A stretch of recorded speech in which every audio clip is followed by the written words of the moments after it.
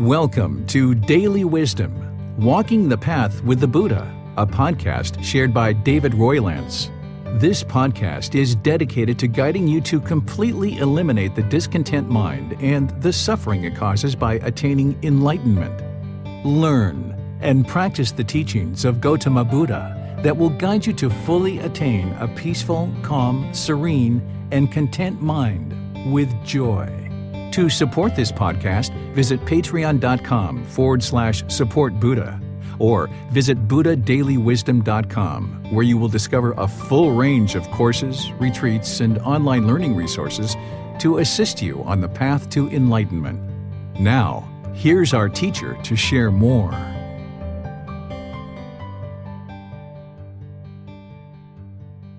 Sawadee Kap. Hello and welcome to Daily Wisdom, Walking the Path with the Buddha. Today is our Pali Canon and English study group where we study the words of the Buddha. We're starting a new book today. We're in Volume 3, which is titled Foundations in the Teachings, or Foundation in the Teachings. This is Volume 3 of the 13-book series, and we're in chapters 1 through 10. As we typically do, we'll start with meditation to kind of help prepare the mind, just kind of a short meditation. Then we will have a student read each individual chapter, and then I'll share teachings on those chapters and open up to any questions that you have. If you've read these chapters ahead of time, you're going to get a lot more benefit out of the class because there's the words of the Buddha, there's the reference that goes back to the original Pali Canon, and then there's reflections that I'm sharing to be able to help you to understand further and understand how to be guided to reflect on certain aspects of the teachings of the Buddha to inform your practice and now be able to practice the teachings in a way that leads to your enlightenment, where the mind is peaceful, calm, serene, and content with joy. So I'd like to welcome all of you, whether you're joining us for the first time or you've been joining us regularly, and let you know that these books that we're studying in this class, they're available for you. You can go to buddhadailywisdom.com, download them there. You can take that file and print it, or you can order these books on Amazon if you like, because as you're reading prior to class and or after, like I mentioned, you just get so much more benefit. So I'll just invite you to join for meditation, and then we'll actually start the class shortly thereafter. So if you'd like to take a nice position, I'll just give you just a little bit of guidance to help you in meditation, but we'll just do a short, brief meditation today because we have a good, hearty amount of teachings to be able to share today. So just get comfortable with the body, the lower body, hands and arms. The upper body should be erect. This keeps the mind attentive and alert during the meditation. Then close the eyes and start breathing in through the nose and out through the nose. I'm going to do some chanting to ease us into meditation, and you're welcome to join along if you know these chants. Then I'll be back with some more guidance.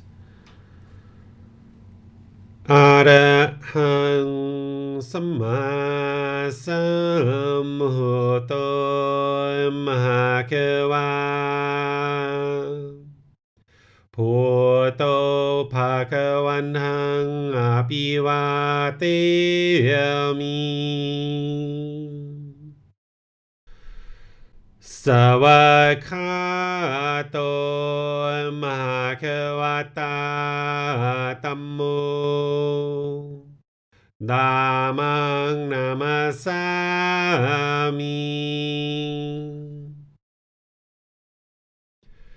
Supatipano Mahakavato Savaka Sangho Sanghang Namami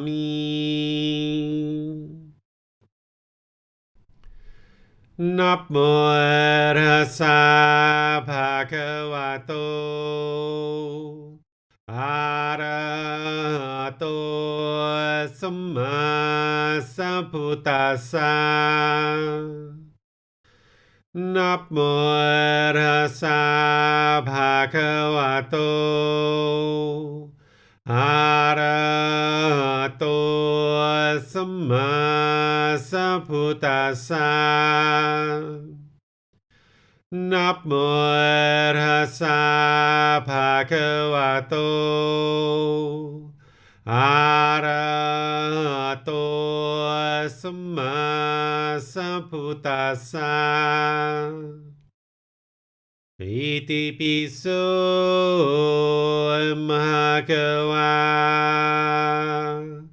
Arahang Samma Sambuddho Vichacharanang Sammuno Sakhato Rokavito Anutero Purisa Dhammasati Satatava Manusana Poto Bhagavati.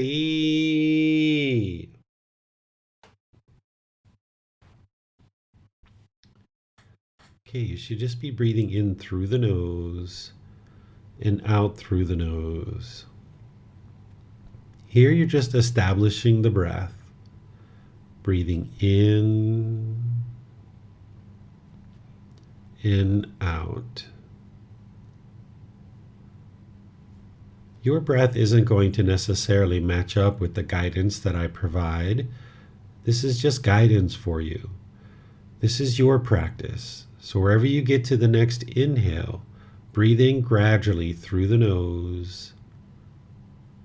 And then when you're ready, breathe out through the nose, establishing a nice natural breath.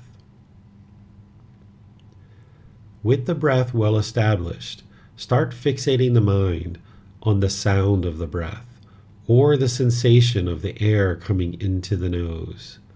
The breath is the present moment. Fixate the mind on the breath, the present moment. Breathing in,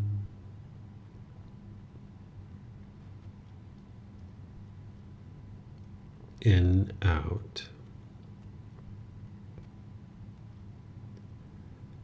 Whenever the mind moves off the breath, cut that off, let it go, and come back to the breath, the present moment.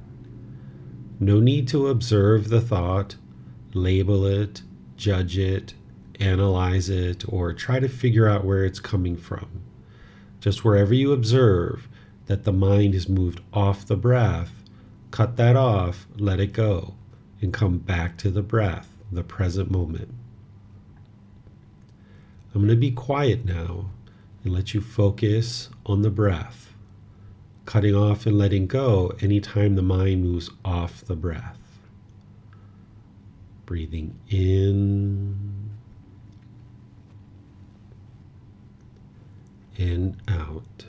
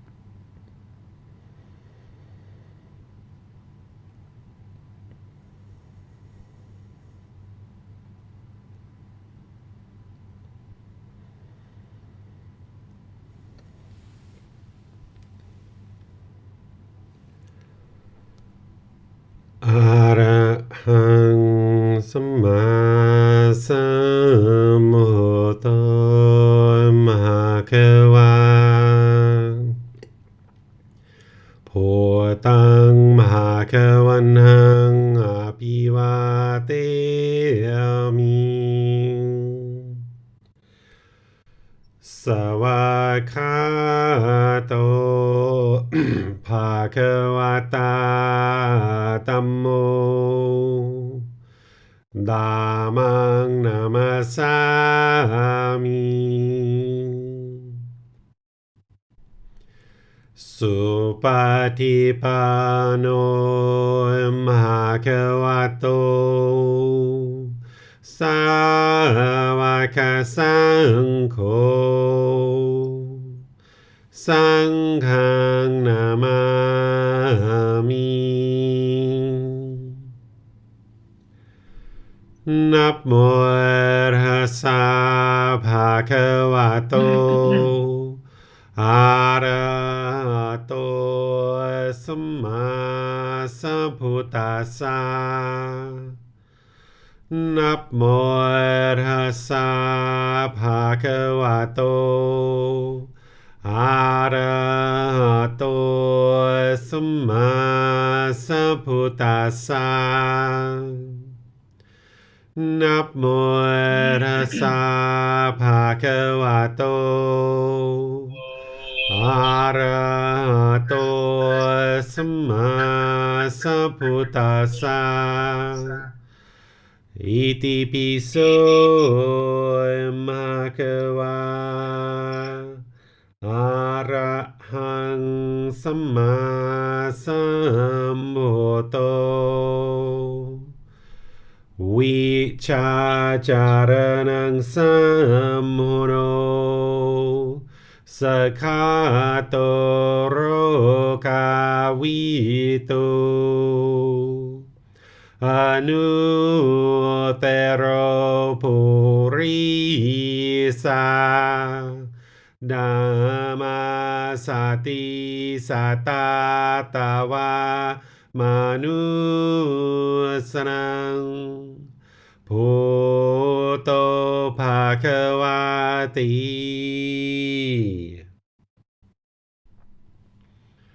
All right, if you guys would like to gradually make your way out of meditation, we'll go ahead and transition over to our class time. All right, so we're going to be covering chapters 1 through 10 today.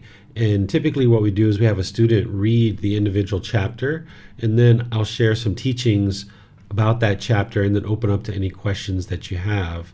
I think that Max and or perhaps Tonka are asking to moderate today. So if you guys would like to moderate, you're welcome to, and I'll just turn things over to you guys. I can read the first. Sorry, I could read the first chapter if you would like, sir. Okay, go ahead, Max. Chapter 1. One who points out treasure. Ananda, I shall not treat you as the potter treats the raw, damp clay. Repeatedly restraining you, I shall speak to you, Ananda. Repeatedly guiding you of what to avoid, I shall speak to you, Ananda. The truly dedicated will stand the test. Regard him as one who points out treasure, the wise one who, seeing your faults, guides you of what to avoid. Stay with this sort of teacher. For the one who stays with a teacher of this sort, things get better, not worse. All right. Thank you, Max.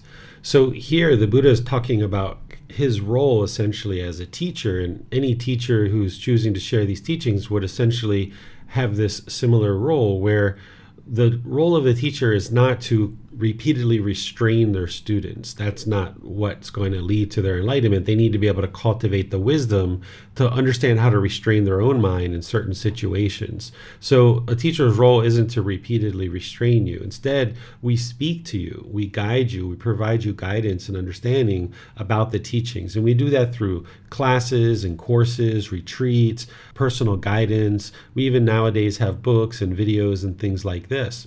And then in addition to that, there are some situations where it's helpful that as a student and teacher establish a nice student-teacher relationship, that the teacher helps to point out treasure to the student and guiding a student to understand the areas of their practice that they need to improve.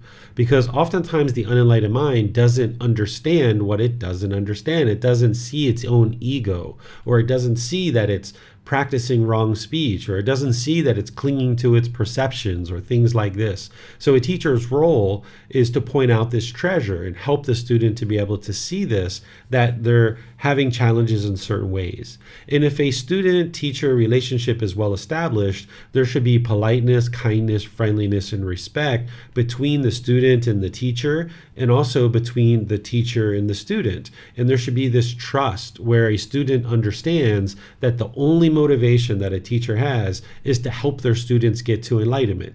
This is one of the reasons why anybody who's truly teaching in order to help people get to enlightenment, there should be no expectation of anything from your students. If you're charging your students or expecting gifts and admiration and things like this from your students, then you're wanting something from your students. But instead, what a teacher should do is just teach for the benefit of the students and out of compassion and loving kindness for the students. And when the students see that a teacher is teaching in that way without any expectation of anything in return, and their only goal, their only interest is to help the student, when they're taking their time, effort, energy, and resources to share the teachings and point out treasure, the Buddha is saying, okay, the wise one seeing your faults, meaning if the teacher is able to see the areas for you to improve and they're willing to take their time, effort, energy, and point this out to you, then stay with this sort of teacher, because this person doesn't want anything from you. And as long as you stay with this sort of teacher, things get better, not worse. And of course, students do oftentimes offer donations of their time, effort, energy, and resources to help a teacher, because that's something that is needed in order for the teachings to continue. If we enjoy having the teachings in our community and that we would like to bring these teachings into our community more and more, and we enjoy that teachers are willing to share these teachings at no cost, then it's important for us to be able to support them, to be able to have some food, water, clothing, shelter, and medical care. Here in Thailand, over multiple generations, they've been donating land and resources and different things to be able to establish this enormous network of temples all throughout their country. The land mass of Thailand is less than the state of Texas, and they have about 30 to 40,000 temples here. They have about 300,000 ordained practitioners.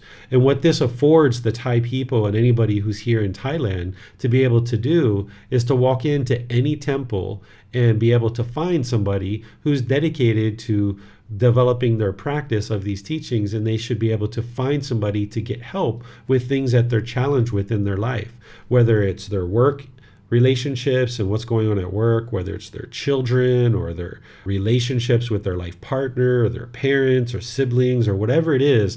People have the ability to go and enter into these environments and be able to get help. Essentially, what they've developed is a entire mental health network all throughout the country that is supported by donations. When you have the ability to provide support, then people provide that support. They sometimes just go to the temple and give a little bit of money. They're not even needing anything or needing to talk to anybody. They're just interested in supporting that temple and ensuring that it has the resources that it needs to take care of itself. So if we enjoy this kind of opportunity to be able to develop this knowledge and wisdom in our communities, then when we see people who are offering teachings in that way, it would be wise to really support them and understand that any teacher who's choosing to point out treasure to you, it's up to you to be able to identify that treasure and see it and be able to pick it up. A teacher should do this with politeness, kindness, friendliness, and respect as they're sharing the teachings with the students. Because oftentimes a student, when they hear from their teacher that, yeah, you have ego, or yeah, you have ill will, or yeah, you have clinging to your perceptions here, oftentimes the student's ego can come into play and they can push that away and be resentful that the teacher is actually doing this. But remember, the teacher is doing this out of compassion for their students, and they should be doing that in a polite, kind, friendly, respectful way, but this is to help the student. And this is why the Buddha says the truly dedicated will stand the test, because to hear from your teacher certain things that are problematic in your life practice, some students can hear those things and then turn away because they might experience painful feelings as a result of hearing this from their teacher. And this is because of craving, desire, attachment, and the ego is in there as well. So the same things that are hindering the mind in the unenlightened state and getting to enlightenment can be the very same things that when they're interacting with their teacher, if they don't have trust and they don't have politeness, kindness, friendliness, and respect towards their teacher, those same defilements and same pollutions can cause an individual to push away and go away from the path to enlightenment as well. But if you keep in mind that the teacher is pointing out treasure and see these things as treasure, then you can accept the guidance with an open mind, because this teacher has nothing else of interest other than to help you and to help you get further and further on the path to enlightenment. They're not sharing these teachings for money or fame, any kind of fortune or any kind of admiration that they want from their students. It's only to help the students to improve their life practice, improve the condition of their mind, and get to enlightenment. What questions do you guys have on this chapter? Okay, looks like Tonka, you have some questions, or maybe some questions coming in from online. Yes, Teacher David. So just to confirm, I feel that it's very important to develop a personal relationship with your teacher then, because how would you know like what's happening in someone's life in order to point to the treasure? These like classes are awesome, but if we don't have opportunity to develop more of a personal relationship where we talk about our everyday life, I feel, is it essential to have that kind of relationship with the teacher? Because you wouldn't know what's going on in my personal life in order to help me to realize that I'm doing something that may be sabotaging my path to enlightenment. So like, what would you, is there, like I'm just trying to find out, do you think once a month scheduling one-on-one session with you would be something reasonable to do? I agree with you that having a personal relationship with your teacher is vitally important, because the more that a student shares with a teacher about the challenges and struggles that they're encountering in daily life, the teacher is then able to help their students. And a teacher shouldn't be telling a student what to do, but they should be guiding them. So like if a student says, should I get a divorce from my husband? I would never say yes. I would say, if you choose to get a divorce, here's some things to think about. And if you choose to stay with your partner, here's some things to think about in relationship to the teachings of the Buddha. So the regular interaction between a teacher and a student is important and helps the teacher to be able to help you. I don't think it needs to be on a necessarily kind of regular schedule. It shouldn't be avoided. There shouldn't be complacency. If somebody would like to meet regularly, particularly when they first get started, oftentimes students will schedule kind of weekly or every 2 weeks when they first get started, and then they kind of spread them out.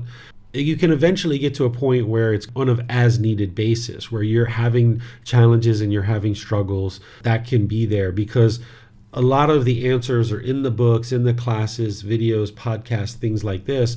But also, as you say, being able to understand the teachings in general and then apply them to your specific situations in life requires that personal interaction. So that's why students here in Chiang Mai, they can meet with me in person. People all over the world can schedule appointments with me through the scheduling system. As I do retreats and courses in other parts of the world, students can spend time with me and get help that way too. So I would say, do whatever feels right for you rather than trying to have any fixed schedule or anything like that.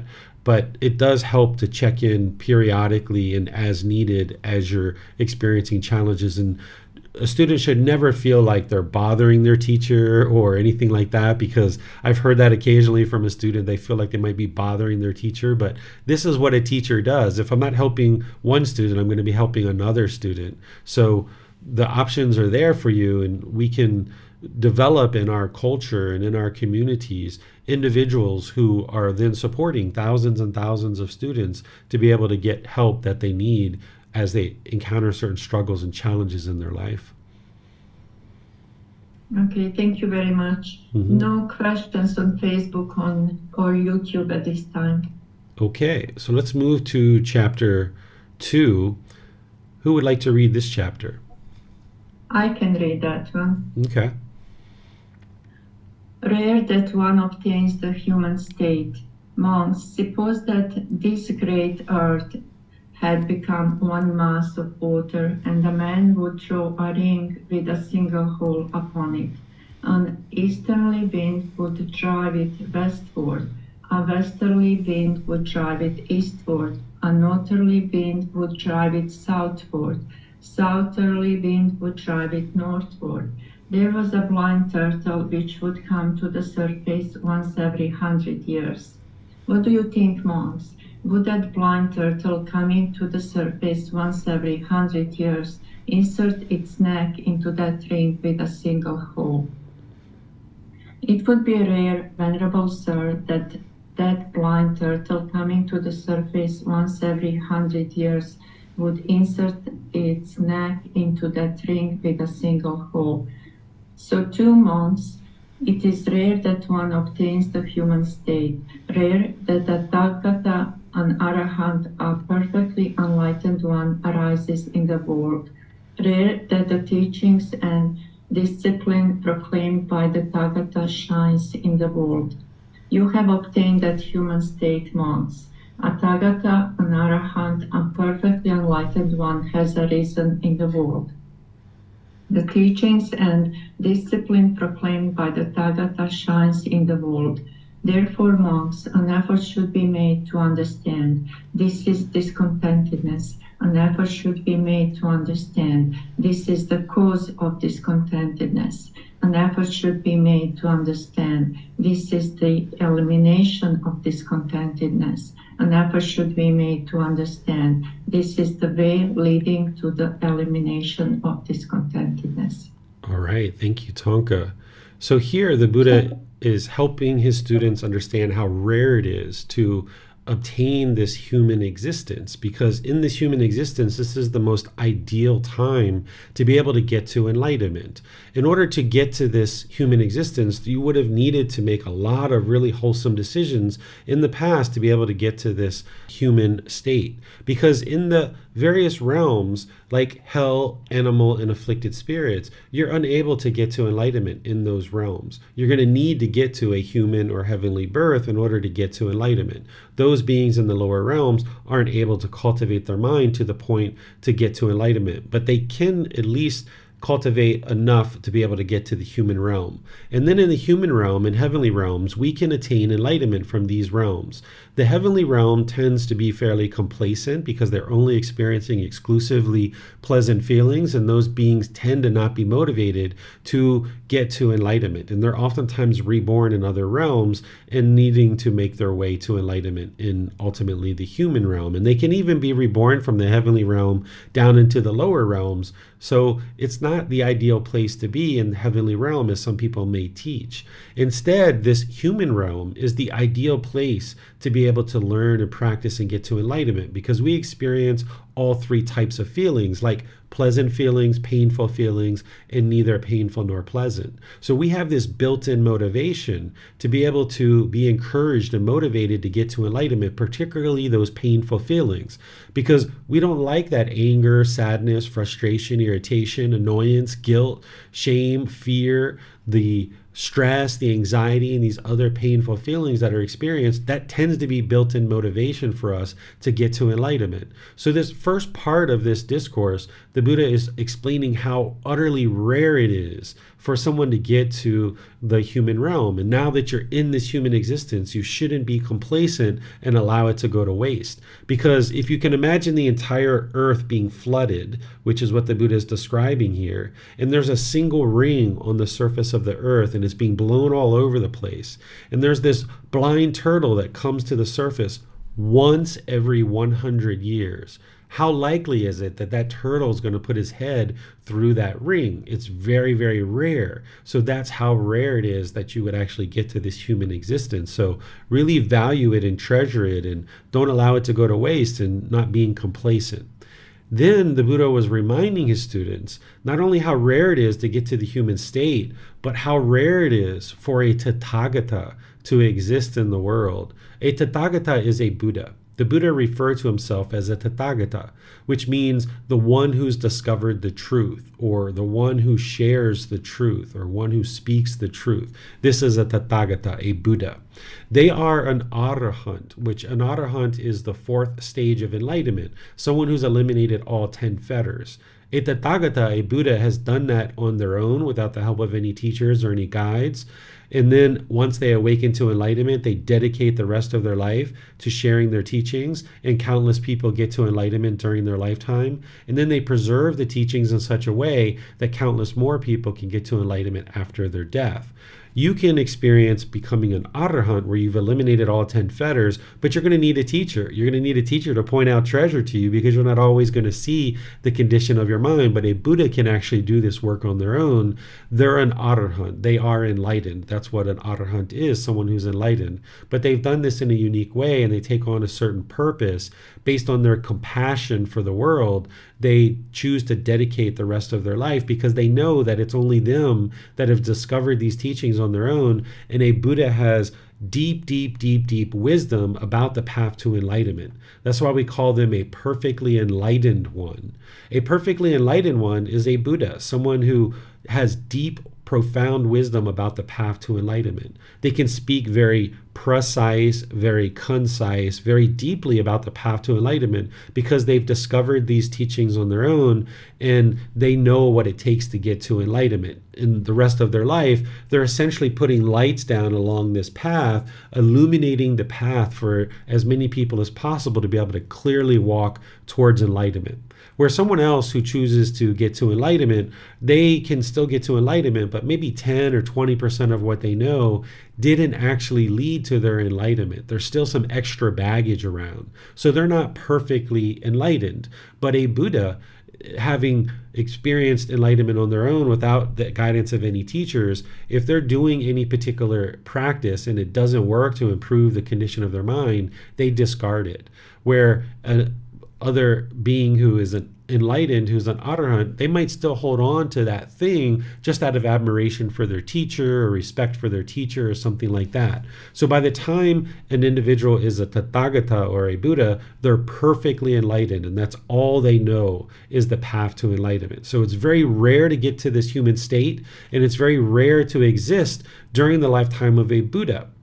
So this is like two things that come together that makes the conditions very perfect for someone to actually be able to get to enlightenment. This would be the ideal time to get to enlightenment, because during the lifetime of a Buddha, the teachings are going to shine in the world because of their deep wisdom. Being able to speak about the teachings with such preciseness and conciseness, they're going to be able to share their teachings in such a way that they really shine in the world. And this is going to help a lot of people be able to get to enlightenment. So the Buddha is reminding his students of this rare human state, that they're existing during the lifetime of a Buddha, and the teachings are shining in the world for everybody to be able to then learn and practice. And then the Buddha points to the Four Noble Truths here, because the Four Noble Truths is the beginning of the path to enlightenment. So that establishes right view, where you understand the problem in the unenlightened mind, the cause, the elimination, and the path forward. So not only is he reminding them how rare the human state is, that they're in existence during the lifetime of a Buddha, and that the teachings are shining in the world, but he's pointing to the Four Noble Truths and saying that's the place to start. That's the beginning of the path, where he says this is discontentedness. This is the cause of discontentedness. This is the elimination, and this is the way leading to the elimination. So there's details above and beyond this about the Four Noble Truths where the Buddha fully explains the Four Noble Truths, but he's not going to do that here. He's just going to point to them because he's already explained them in other parts of his teachings. What questions do you guys have on this chapter? Tonka has her hand raised in Zoom. Go ahead, Tonka. Thank you, Max. I was just wondering, Teacher David, because you always tell us not to believe anything, but to verify it for ourselves. Like, is there anything that we could do to verify this statement that human existence is rare? I don't see that I can do anything. I can just believe this. I'm not saying I don't believe. I'm just saying, because we always state, don't believe, verify for yourself and reflect on that. And I tried to do that, and I don't see how I can do that in this case. Yeah, one thing you can do is you can look at how many animals are in the animal realm versus how many humans are in the human realm. And right now, what scientists tell us is that the animals that exist in the animal realm today is only 1% of the animals that once existed. That 99% of the animals that once existed in the world have now gone extinct and that they no longer exist. So you can look at, we're up to 8 billion people in the human realm, and there's many, many, many more animals in the animal realm than that. Then that's only 1% that exists today. So you explode that times 99 and you can see how enormous the animal realm is versus the human realm. So there you can see that the human existence is very rare. Okay, thank you very much. You're welcome. I see that there's a question in YouTube. I don't know, Tonka, or I'll read it real quick. James on YouTube asks, it is rare that one obtains the human state. Why the population of mankind increased so quickly in this past 2 centuries? Yeah, so as the human realm is shrinking, as I just mentioned, 99% of the animals that once existed are no longer in existence. As that shrinks, then the human realm and other realms are going to expand. So that's what we're seeing. Whether, happening in the last 100 years or 200 years, during the lifetime of the Buddha, he described that 2,500 years after his death, there would be a new Buddha that arises. And that date is 2017. And in my opinion, we're seeing this transitioning of beings from the animal realm to the human realm, because now this is the ideal opportunity for as many humans to be able to get to enlightenment as possible as this new Buddha is in the world. Okay, and then Khuldun has a question on Zoom. Go ahead. Okay, thank you, Max. I feel some contradiction. How is it rare to be in the human state? And sometimes when you say everyone we encounter might be our family in a previous life. And also when you say all the seawater is breast milk we have drunk. Yes. So we've had countless rebirths in our past, and the Buddha uses all the water of the sea to represent all the milk that we've drank, or all the water of the sea to represent the blood that we've experienced. But those existences in the past weren't all in the human realm. They're very rare that we're in the human realm. So just because we say that someone was previously our mother, father, brother, sister, son, daughter, or some other relative, it doesn't mean that they were in the human realm. So like when you and I were lizards, Kaldon, we were sisters or something like that. Or, when Max and I were monkeys, we were brothers, or maybe we were husband and wife, who knows, right? So this is what we encounter in our previous lives, that in our animal existences and potentially previous human existences, people have previously been our relatives. And we've had so many of those countless rebirths that it would be impossible to find somebody in existence today that hasn't previously been one of your relatives. I also feel that your face is very familiar, like I know you before.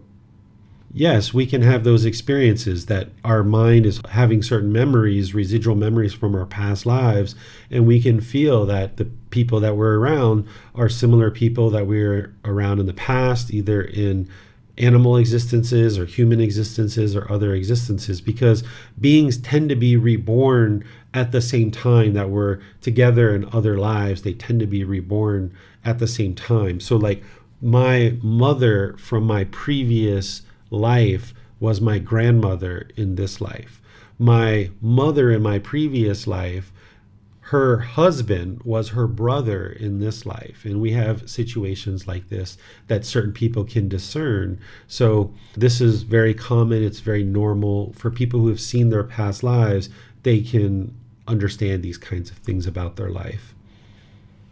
Okay. Mm-hmm. I believe that is all the questions we have. I guess I do have one question that I thought of that kind of piggybacks with Kaloon's question.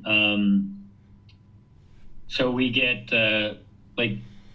we can, like, if we're out somewhere, let's say, and we bump into someone and it's like, oh man, you look familiar. I swear I know you from somewhere, but we just can't place it. Maybe that could be from like a previous life or something like that.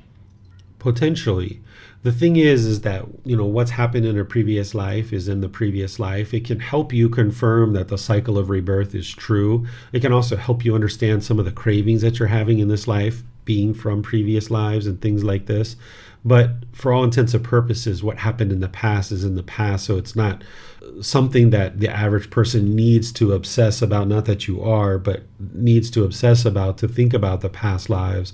But these are things that do occur. We have things like deja vu that are residual memories bubbling up to the surface of the mind, where it's something that's happening right now in this life. It didn't happen in this life. It must have happened some other time. So we can have these residual memories that the mind experiences bubbling up, particularly as you're starting to awaken the mind more and more.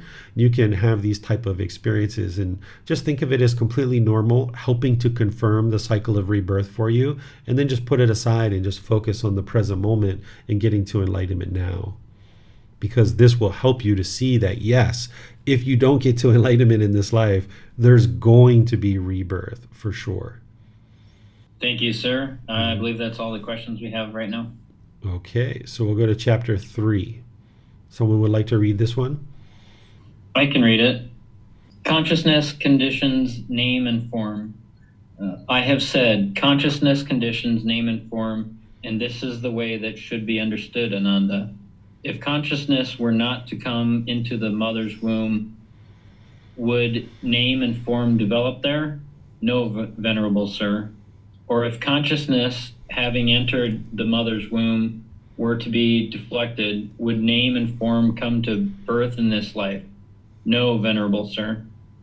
And if the consciousness of such a tender young being, boy or girl, were thus cut off, would name and form grow, develop, and mature?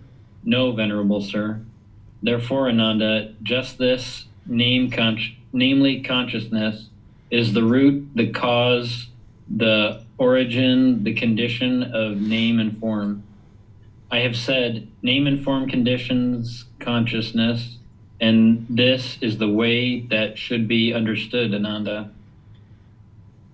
If consciousness did not find a resting place in name and form, would there subsequently be an arising and coming to be of birth, aging, death, and discontentedness? No, Venerable Sir. Therefore, Ananda, just this, namely name and form, is the root, the cause, the origin, the condition of consciousness. Thus far then, Ananda, we can trace birth and decay, death and falling into other states and being reborn. Thus far extends the way of designation. Thus far extends the way of concepts. Thus far is the sphere of understanding. Thus far the round goes as far as can be discerned in this life, namely to name and form together with consciousness. All right, thank you, Max. So the Buddha here is pointing to a section of what we call dependent origination. Dependent origination is the highest, most ultimate truth that the Buddha shares, where he shares the 12 interlinking aspects that lead to discontentedness and rebirth. When you're learning about discontentedness, when you first start on the path to enlightenment, you're learning about it through the Four Noble Truths. And the Buddha is giving you a window into understanding what the root cause of discontentedness is, which is craving, desire, attachment, those wants, expectations, that mental longing and strong eagerness, the clinging, the holding on to things. But then as you progress, you learn about the 3 unwholesome roots of craving, anger, and ignorance. And you learn about the 10 fetters. And ultimately, you get to a point where you learn what's called dependent origination. This is going to be in Volume 5, Chapter 14, when we get to that one. You're going to learn about dependent origination. You'll see these 12 interlinking steps, which craving is in there as one of those steps. But there's these other steps that one thing leads to another, leads to another, leads to another. And ultimately, the Buddha explains why the mind is experiencing continuous rebirth and why you're experiencing discontentedness. And essentially, when you understand this, then you understand the solution of how to fix it. So here he's pointing to one aspect of dependent origination to help you understand birth, aging, death, and discontentedness. Just one aspect of it. Consciousness is the mind. Name and form, which he describes in dependent origination, is essentially the physical body. He gives 5 aspects of what name and form is, but just for now, until you study dependent origination, you can think of it as the physical body.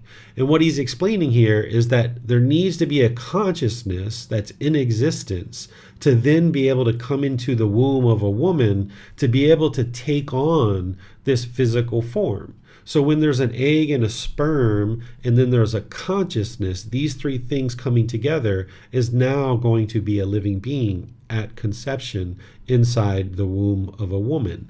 And the Buddha is explaining here that if a consciousness enters into the womb of a woman and it's deflected, would name and form come to birth in this life? What he's explaining here is essentially a miscarriage, that if there was a consciousness that was coming into the womb and it was deflected, would that physical body continue to grow inside the mother's womb? And the answer is no, of course it wouldn't. We know what a miscarriage is, right? So then he says, okay, if consciousness such as a tender young boy or girl was thus cut off, so once it's in the womb, if something happened to that consciousness, would the physical body grow, develop, and mature? And the answer is no, right? So what he's essentially getting to is helping you see that consciousness is the root cause and condition that leads to rebirth, that leads to taking up of this body. In order for this body to be taken up and come into existence, there needs to be a consciousness. And this is why he's teaching to train the consciousness, train the mind. Because as long as the mind is holding on with craving and clinging, holding on to this world, lacking certain wisdoms of training the mind to let go, it's going to continue to come back into this world over and over and over again. It's not until the mind is purified or this consciousness is purified that it no longer then takes on a new physical body or name and form. So that's where he says, if the consciousness did not find a resting place in name and form, so if it didn't find a physical body in the womb, then there would not be this birth, aging, death, and discontentedness. This is where you can start to understand a bit about how discontentedness and rebirth are interlinked, and how by training the mind to eliminate discontentedness, not only are you eliminating that, but you're also eliminating birth, aging, and death. So there's only one reason why we all die. It's because of birth. Because of birth, we all are going to die. Oftentimes, people say we die of cancer, we die of leukemia, we die of a car accident or different things like this, but we're all dying because of birth. That's the root cause of why we keep dying. So in order to solve this problem of aging, sickness, and death and discontentedness, there needs to be this training of the mind purify the consciousness so that now the consciousness is no longer holding on to this world, continuing to come back and take up another name and form. Because when we eliminate birth, we eliminate aging, sickness, death, and discontentedness. All of that gets eliminated. And you'll see these 12 interlinking steps when we get to dependent origination. You can independently verify these, that you can see the Buddha is speaking the truth about what leads to birth, aging, sickness, and death, and what leads to discontentedness. What questions do you guys have on this chapter? Tonka has her hand raised. Go ahead, Tonka. We have James asking in YouTube, if consciousness were not to come into the mother's womb, that means sperm have consciousness and then following, or sperm, ovum, and consciousness are three parts of rebirth. Yeah, there are three different things that need to come together in order to create a living being. So in terms of a human being, there needs to be an egg, there needs to be a sperm, and then the third thing is the consciousness that comes into that name and form. So the egg and sperm are creating the name and form, and then the consciousness or the mind needs to come in and take up that name and form. That's how a being comes into existence in the human realm. And the Buddha explains this. He doesn't describe it as an egg and a sperm. He describes it in other words that were used during that lifetime, but he describes it in other teachings that you guys will see as part of this program. Okay, thank you. And I have one question. I'm getting a little bit confused with terms consciousness and craving. Like, as far as I understood so far, it's just craving that survives, and it's just the craving and residual memories that are getting kind of reborn, that coming back. But here we are using the word consciousness. So is there a consciousness as such, and craving is something else? Or like, if you can clarify those two terms, because to me it's a little bit different, thinking of consciousness and thinking of craving. Are we talking about the same thing, or it's something different in this chapter? Sure. These are two different things. Consciousness and craving, they're two different things. Consciousness and the mind are the same thing. Think of consciousness and or the mind as being the cardboard box. The craving and residual memories are the contents in the cardboard box. So each cardboard box is different. There's different sizes, different shapes, different colors, different texture. But at death, this cardboard box disseminates, but there's craving and residual memories that now move into a completely new cardboard box. So the cardboard box is the consciousness or the mind. The cravings, the residual memories, those are separate from the consciousness itself. They're existing inside of the consciousness or the mind.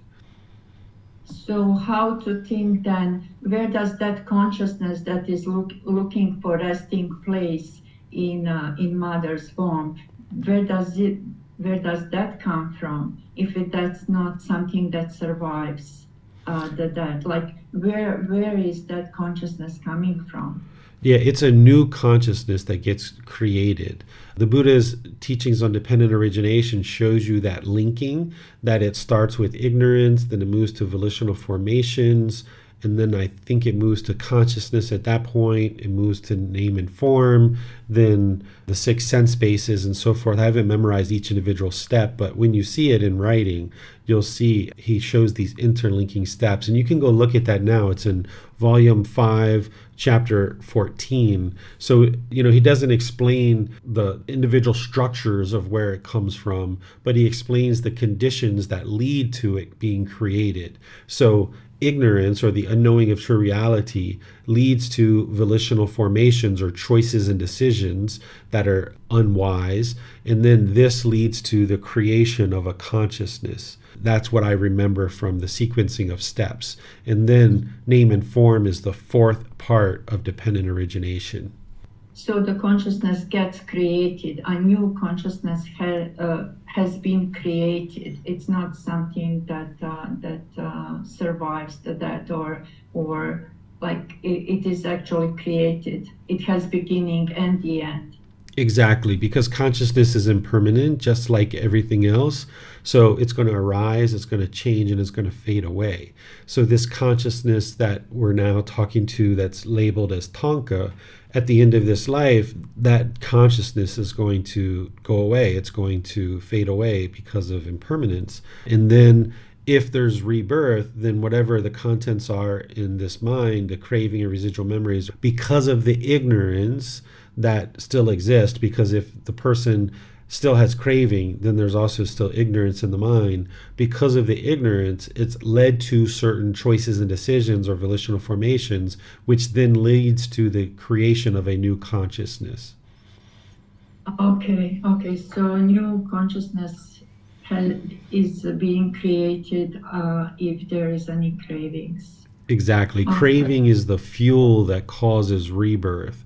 And when you see dependent origination, you'll see the entire sequencing. But the whole reason why craving exists is because of ignorance. If it wasn't for ignorance, craving wouldn't exist. So the very top line of dependent origination is ignorance. And that's why the highest priority on this path to enlightenment is to cultivate wisdom, which is the exact opposite of ignorance, because that's what's going to unlink all of these 12 interlinking steps of dependent origination. That's what's going to unravel this whole process of the mind experiencing discontentedness in continuous rebirth. Okay, thank you very much. You're welcome. I did see some questions in YouTube before my computer crashed. I'm not sure. Tonka, can you double check? There was Born in Washing Machine had questions and whatnot. Those may have been answered through your questions, Tonka.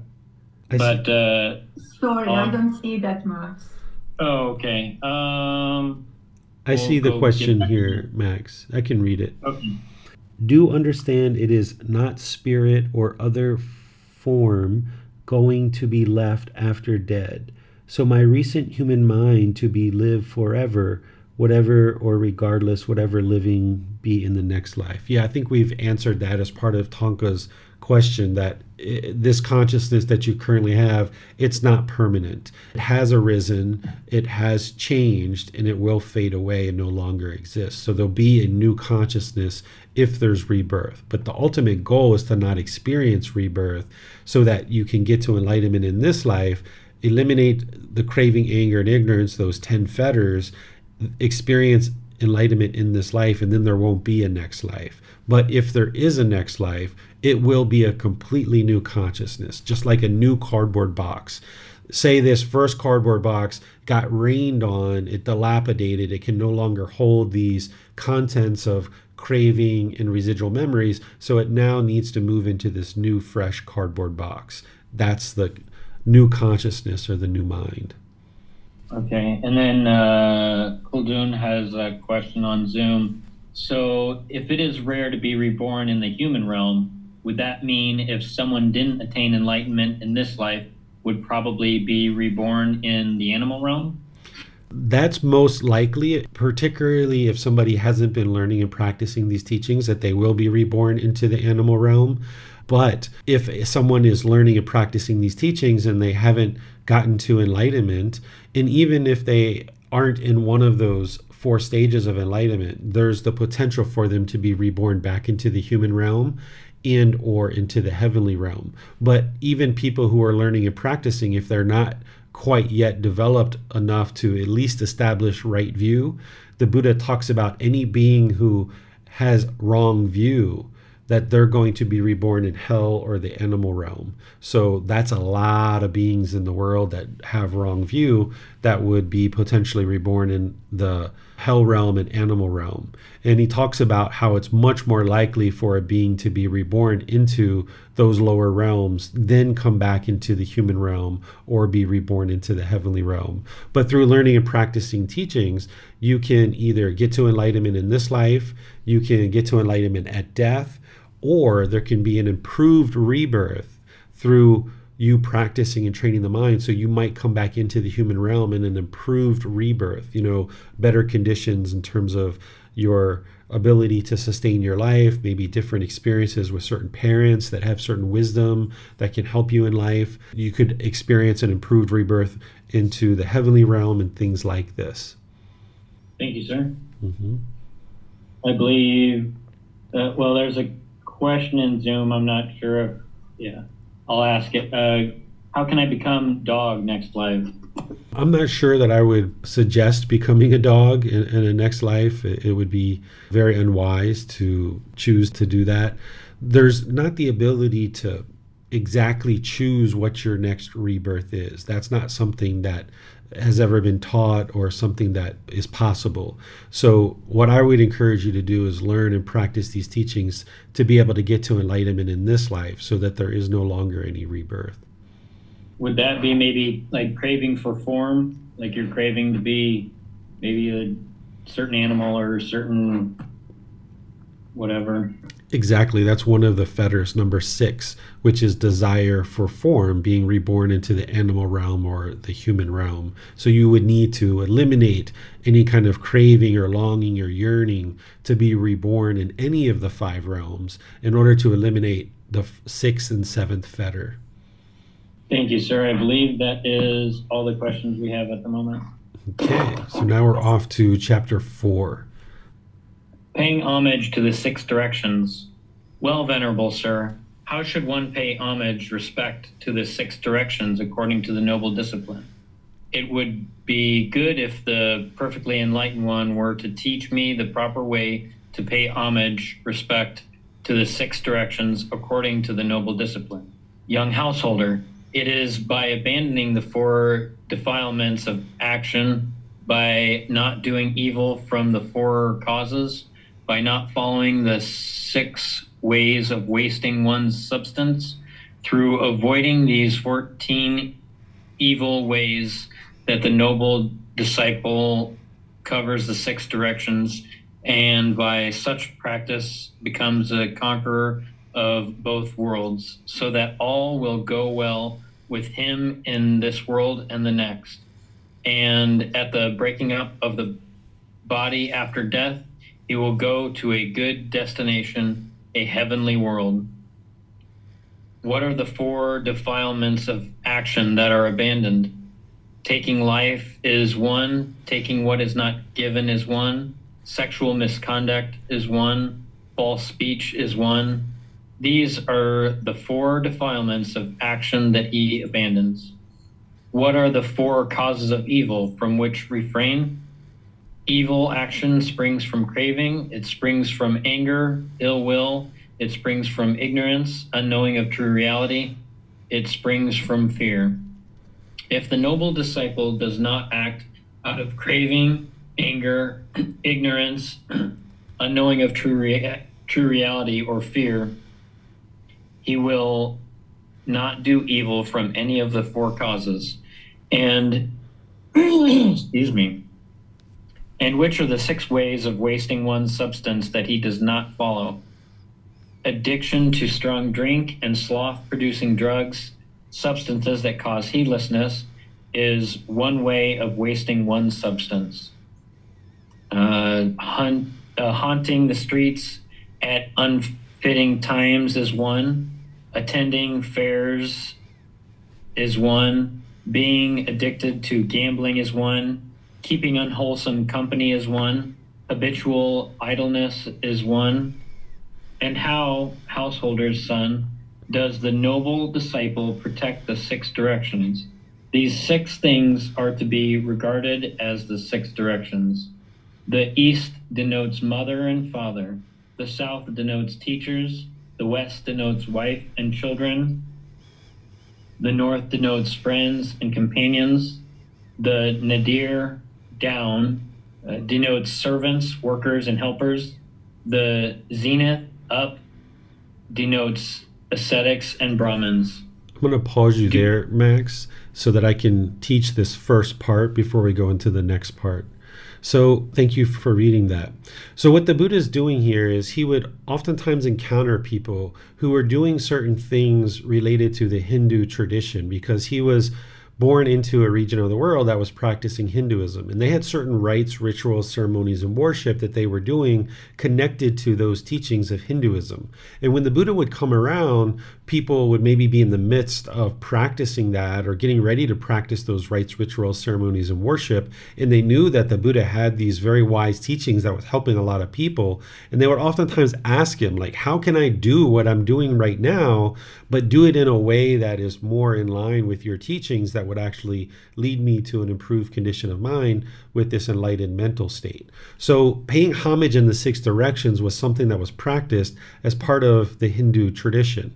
And now this person is asking the Buddha to explain this to them in a way that is beneficial so that they can improve their life. And this is what the Buddha is going to be getting into when he talks about these six directions in these different groups of relationships.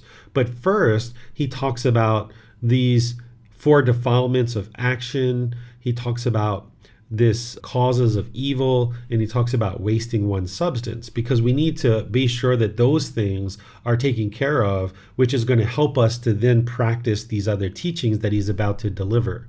So what are the four defilements of action that are to be abandoned? Here he's basically talking about the first four precepts from the 5 precepts: taking life, taking what is not given, sexual misconduct, and false speech.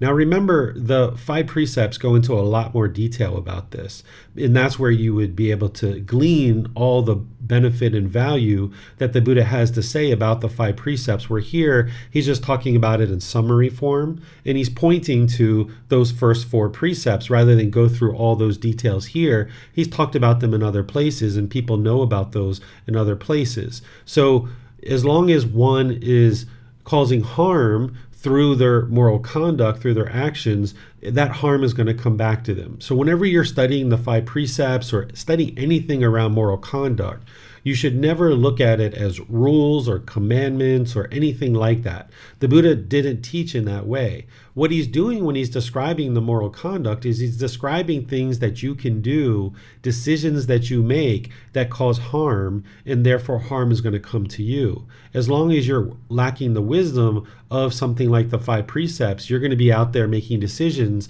that are unwise, and then this harm is going to come to you. So the first step is eliminating these 4 defilements of action, where you're not killing, you're not stealing, you're not having sexual misconduct, and you're not lying. That's the first 4 things that he talks about to purify here. Then the next 4 causes that he's talking about, the first 3, he's talking about the 3 unwholesome roots of craving, anger, and ignorance, or this unknowing of true reality. Because as long as you're making decisions through craving, anger, and ignorance, you're going to be causing harm, and harm's going to be experienced as well. They're going to be unwise decisions. Because what craving tends to promote is a very selfish mind, where now this individual is making decisions through their own selfish desires. And now, because of making decisions through the selfish desires, informed and motivated by craving, now when you make those decisions and put those out into the world, they're going to produce unwholesome results. And the same thing with anger and those lesser versions like frustration, irritation, annoyance, and others. As long as you're making decisions when that's in your mind and you're making decisions based on those things, then it's going to cause unwise decisions, which leads to unwholesome results. And both of these are happening, the craving and anger, because of the ignorance and the unknowing of true reality. If it was not for the ignorance or unknowing of true reality, craving and anger wouldn't exist. So these 3 things together, the pollutions in the mind, are now polluting your decisions that you make about certain things in your life, and then that's producing unwholesome results for you. Fear is a discontent feeling, but as long as somebody is making decisions through fear, once again, it's going to create problematic decision making if you're making decisions just out of fear. So you would need to purge those things from your life practice in order to get to improvement and being able to make the other decisions that he's going to ultimately talk about later in the teachings.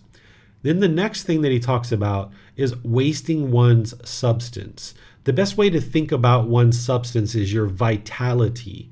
maybe a slang word that we might use is like your mojo or something like that, if you're familiar with that movie reference. But your vitality is your substance, right? If you are addicted to strong drink or sloth producing drugs, substances that cause heedlessness, this is going to waste away your vitality, and it's going to make it very challenging for you to make wise decisions in the world as long as the mind is polluted with substances that cause heedlessness. Then he talks about haunting the streets at unfitting times. This would be like going outside at like late hours of night, like midnight, 2 a.m., things like this, that the cities in the world become a different place. Even a wonderful place as wonderful as Chiang Mai, that at nighttime, the streets become a different type of place. And if you're outside at that time of day, you're going to experience unwholesome results based on that unwise decision. So the Buddha talks in other parts of his teachings, if you're walking towards the light, essentially, that you should go outside during the daylight hours. If somebody's trying to get away from this darkness of the unenlightened mental state, why would you go outside when these unwholesome things and unwise decisions are being made, oftentimes really late at night? Now, there are some people, of course, that work at night. They might need to travel and go to work, but they're not haunting the streets. They're at work at these certain times. So keep that one in mind, that is wasting your vitality, because if you're out midnight, 2 a.m., then you're going to end up sleeping most of the day. And when you wake up, you might feel kind of groggy and not well. This is wasting your vitality. Attending fairs, essentially this is entertainment. During the lifetime of the Buddha, that was a kind of main form of entertainment. Nowadays we have TVs and movies and concerts and shows and all kinds of other entertainment that we're involved in. So the ordained practitioners are taught to not do any of those kinds of things at all, because that creates the most conducive environment to train the mind to get to enlightenment.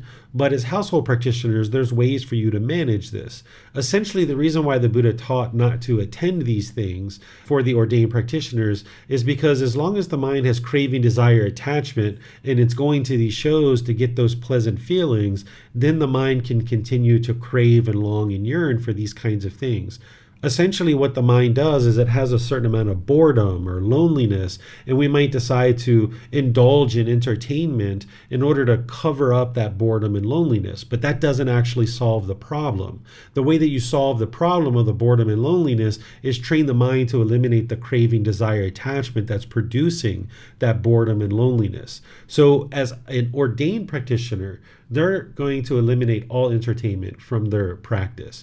But as a household practitioner, when you're ready to address it, you can actually go a period of time where you're not indulging in entertainment, maybe 6 months, a year, 2 years. And then as your mind comes into this peacefulness and joy, and you notice that there's not the boredom and loneliness in there, you can actually bring the entertainment back into your life. But you'll probably do this very sparingly, because by that point your mind will be so well trained and you'll have such concentration, and you'll be involved in other things that are more fulfilling even than entertainment. But you might listen to an occasional music, or you might watch the movies, or you might take your child or grandchild to go see some show or something like that. So in the ordained lifestyle, they're living a much more disciplined life in terms of making environment much more conducive to get to enlightenment.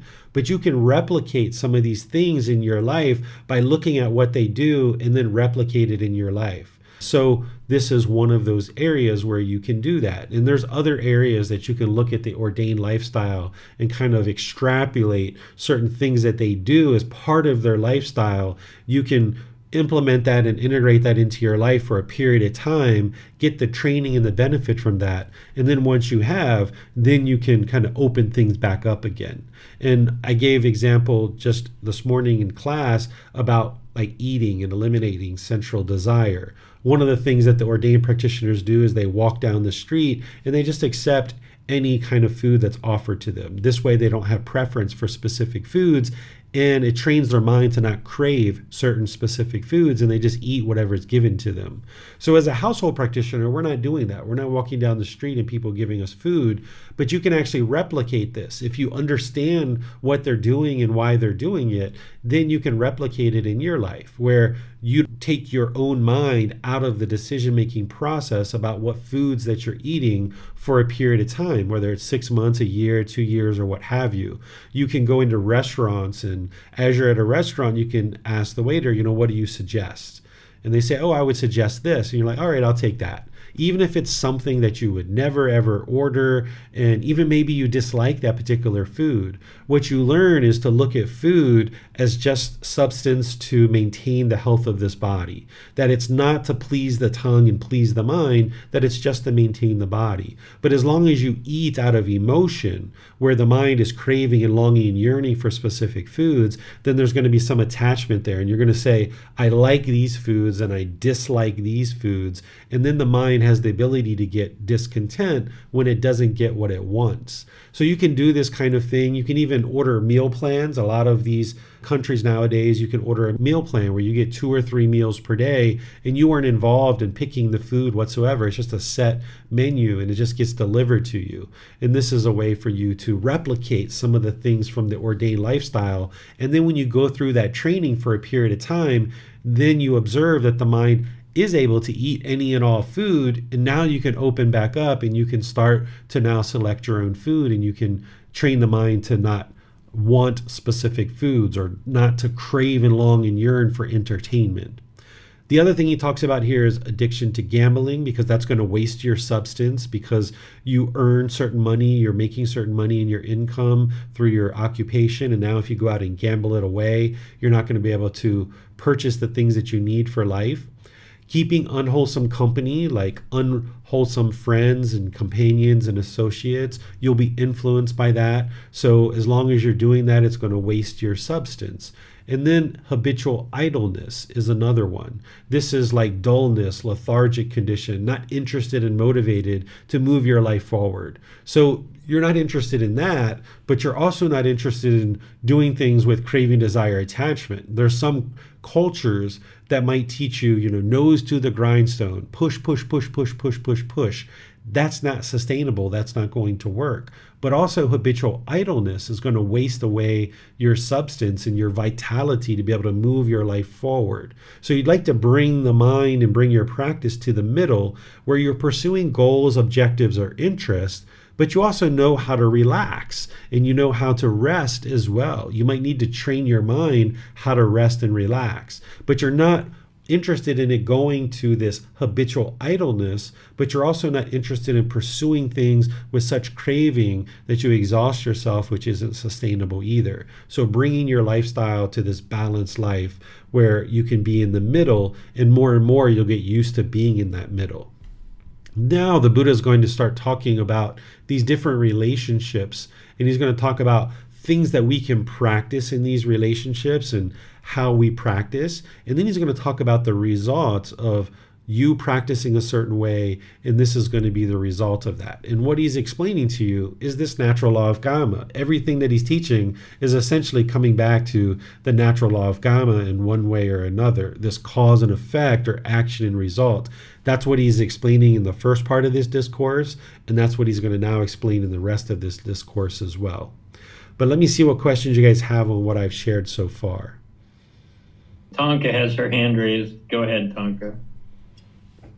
Thank you, Max.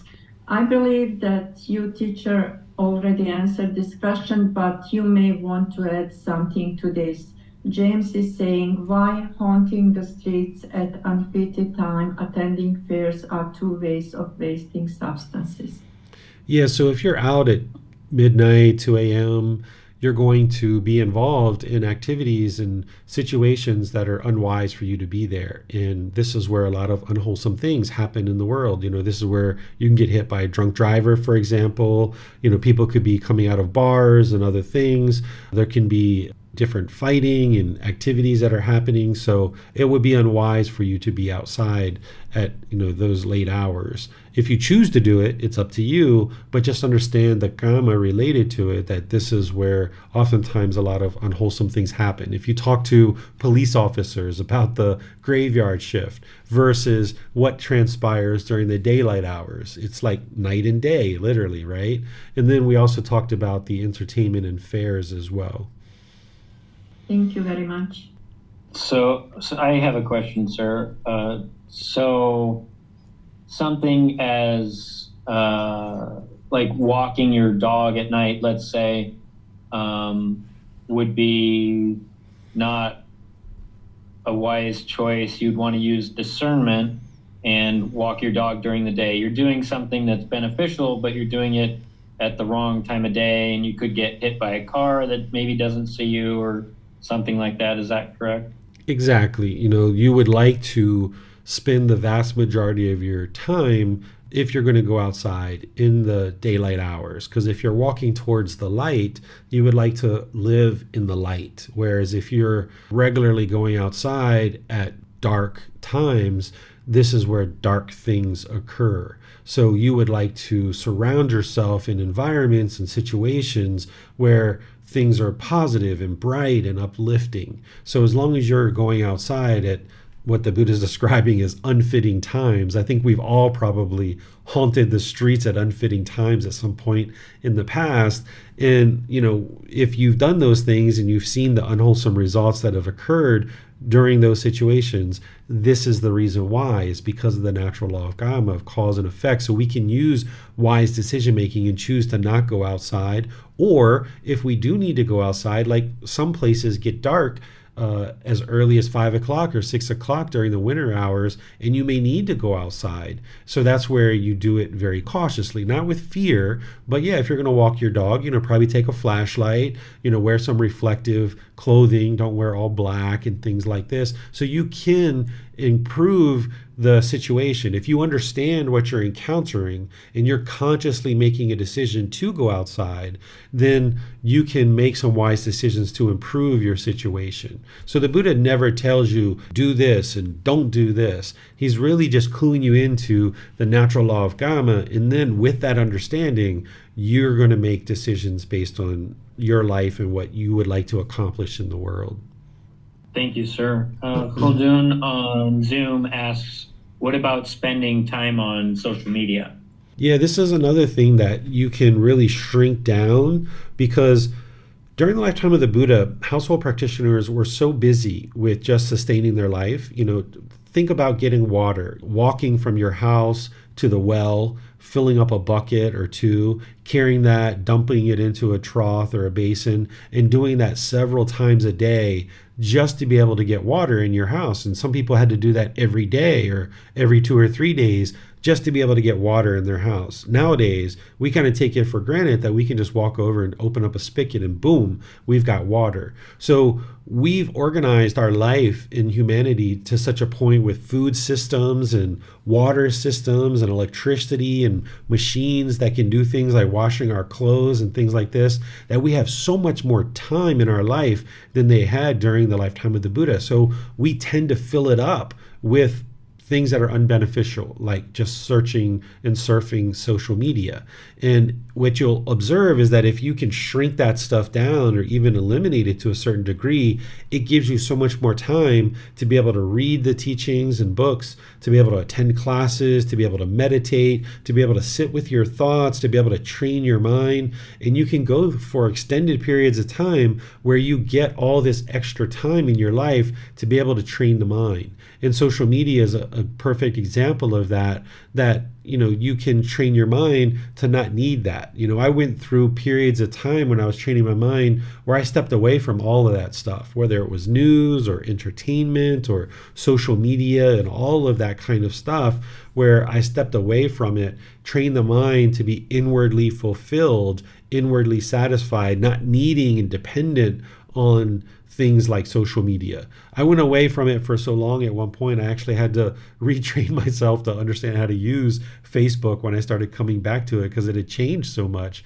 in the several years that I'd stopped using it. So this is possible, that you can shrink your life down. You can really get dedicated and determined on the path, experience all this progress, and then at some point you can gradually bring these things back in. And as you're doing it, you're doing that without craving, desire, attachment, and your mind will be more peaceful experiencing those same things. Thank you, sir. I think that's all the questions we have at the moment. Okay. Well, I'm not going to have you read all of these, Max, because they're quite extensive. And for anybody who's in this program, if you guys are reading the book, you guys can read through these. Essentially what the Buddha is explaining, saying, okay, if you practice this first section, then this is what you'll essentially experience as a cause and effect. And he talks about our parents here and how to take care of them. He talks about teachers and how to kind of respect our teachers, because here in Thailand, and people who understand wisdom is the really most important thing that you can ever acquire in life, that it's very important to respect teachers. In a lot of cultures, we don't respect teachers, and therefore we're lacking people who are interested in teaching. And society and humanity becomes less and less wise as a result.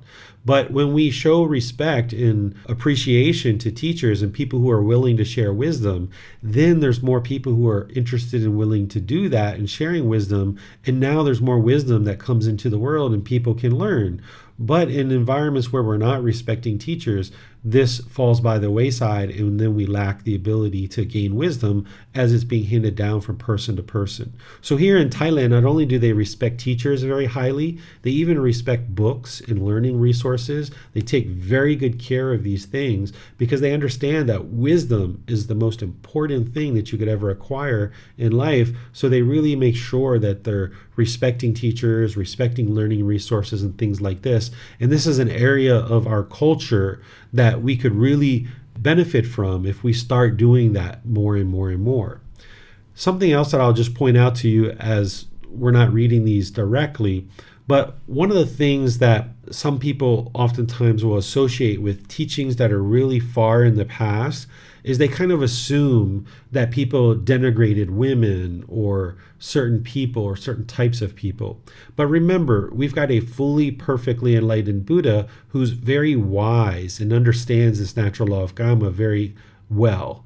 He never denigrated anybody. He always taught people to be polite, kind, friendly, and respectful to all beings, including women. And this is one of the places where you can see the Buddha teaching a particular husband. And you can apply this to a wife as well. But he's teaching this husband to honor his wife, to not disparage her, to not be unfaithful to her, to give her authority and provide her with adornments, which are like gifts, right? So the Buddha never taught to degrade women or look down on women. Oftentimes people think that he did, but those are people who aren't familiar with his teachings. They might look at the world and they might see perhaps ordained practitioners who teach that women are less of a person. That ordained practitioner might be teaching that, but that's not what the Buddha taught. So just because somebody shaved their head and they're wearing an orange robe doesn't necessarily mean that they're teaching what the Buddha actually taught. So if you go back to the original teachings of the Buddha, you can see what did he teach and what he didn't teach. And he never taught to degrade or disparage anybody, including women, because we're all equal. That's the way he taught. And including a Buddha. A Buddha is equal. While other people might raise a Buddha up in the world and think that they're so high, a Buddha themselves don't think that way. They think of themselves as normal person, as an average person, just like everyone else. They're just fulfilling a different role in society. They're sharing teachings that lead to enlightenment. But they're just as valuable and important to a community as somebody else, like a food server or a farmer or anybody else in the world. They're just performing different roles. So here you can see in the Buddha's own words that he talks about honoring women. And this is very important because you'll hear people that will say otherwise, and they're just slandering or gossiping with a lack of understanding about the true teachings of the Buddha. But by studying the words of the Buddha, you can see the truth for yourself of what he did teach and what he didn't teach. A Buddha wouldn't teach to disparage anybody or degrade anybody. So there's all these different groups here. He talks about friends and companions. He talks about your employees, essentially, which during that time were, there were servants and things like that. So he needed to teach about that since they existed during that lifetime. And then he teaches about aesthetics and Brahmin, people that are sharing teachings to help improve the world, improve people's practice. And he talks about how to practice towards those people. And through you practicing that way, this is what will be experienced as a result in terms of this natural law of karma. So what questions do you guys have about this chapter, if anything at all? I am not seeing any questions at the time. Okay, so let's go to chapter 5. Tonka, do you want to go ahead and read it? Yes, I'll do that, Max. 4 worthy deeds to be undertaken with wealth. Householder with wealth acquired by energetic striving, amazed by the strength of his arms, earned by the sweat of his brow, righteous wealth righteously gained, the noble disciple undertakes 4 worthy deeds. What for? Here, householder with wealth acquired by energetic striving, amazed by the strength of his arms, earned by the sweat of his brow, righteous wealth righteously gained, the noble disciple makes himself content and pleased, and properly maintains himself in contentedness.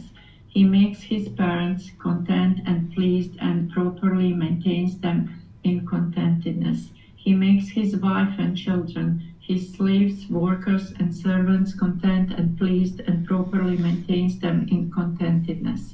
He makes his friends and companions content and pleased, and properly maintains them in contentedness. This is the first case of wealth that has gone to good use, that has been properly utilized and used for a worthy cause. 2. Again, with wealth acquired by energetic striving, amazed by the strength of his arms, earned by the sweat of his brow, righteous wealth righteously gained, the noble disciple makes provisions against the losses that might arise from fire, floods, kings, thieves, or displeasing heirs. He makes himself secure against them. This is the second case of wealth that has gone to good use, that has been properly employed and used for the worthy cause. 3. Again, with wealth acquired by energetic striving, amazed by the strength of his arms, earned by the sweat of his brow, righteous wealth righteously gained, the noble disciple makes the 5 offerings to relatives, guests, ancestors, the king, and the deities. This is the third case of wealth that has gone to good use, that has been properly employed and used for the worthy cause. 4. Again, with wealth acquired by energetic striving, amazed by the strength of his arms, earned by the sweat of his brow, righteous wealth righteously gained, the noble disciple establishes an uplifting offering of alms, a donation, an offering that is heavenly, resulting in contentedness conducive to heaven, to those ascetics and Brahmins who refrain from intoxication and heedlessness, who are settled in patience and gentleness, who tame the mind, calm the mind, and train the mind for Nibbana enlightenment. This is the fourth case of wealth that has gone to good use, that has been properly employed and used for a worthy cause. These householder are the 4 worthy deeds that the noble disciple undertakes with wealth acquired by energetic striving, amazed by the strength of his arms, earned by the sweat of his brow, righteous wealth righteously gained. But when anyone exhausts wealth on these four worthy deeds, that wealth is said to have gone to good use, to have been properly used, to have been utilized for the worthy cause. All right. Thank you, Tonka. So here the Buddha is talking about certain income that you have, certain wealth that you have, and how to use it to be able to be used in wholesome ways. Because previously he was talking about ways that it could be squandered and essentially wasting one's substance. So here, the first one, he's essentially talking about making sure that you and those close to you are whole. You, your life partner, your children, your workers, the people that are closest to you, making sure that the wealth that you have is being used in a way that is supportive to provide for the food, water, clothing, shelter, and medical care for you and those people that are close to you. Because if you're not whole, then nothing in the world is going to be working well. So it's important to ensure that you, your life partner, your children, and your workers or employees, people that are supporting you, are whole. Then he talks about your protecting this income from fire, floods, kings, thieves, and displeasing heirs. Essentially, the way that we would do this nowadays is perhaps through insurance, protecting against fire and floods, or perhaps putting it into a bank or something like this. You might think about kings like the government, right? Ensuring that, I guess during the lifetime of the Buddha, kings could probably march right into your home and take things away from you, where you can actually experience that if you're not doing things properly within a government environment, a government can actually take things from you. So that's something that you would like to protect. Same thing with thieves, right? So if you have things protected in terms of like being in a bank or insurance, or ensuring that there's locks on your doors, perhaps if you need those kind of things, those are all things that would help you. Displeasing heirs, the way that you protect against that is if you have a will that clearly explains what happens to your wealth after death, then what you would like to do is be able to communicate this to your heirs before you die. Oftentimes, if you have a certain amount of wealth, your heirs might be, kind of like, okay, well, when he dies, it's all coming to me. They might have certain expectation. And then when you die, they see your will and it's something completely opposite. And now they're displeased, and it might end up in a court battle or something like this, which the money then gets squandered as a result of the whole process of going to the court. But if you have a very clear will, you communicate to your children, to your life partner, to your other family members of what you've identified as how your wealth is going to be distributed. Now they're clear on this. They can ask you questions before you die, and there's less likelihood that they're going to experience this displeasure when you actually die. So that's one of the ways to protect your wealth.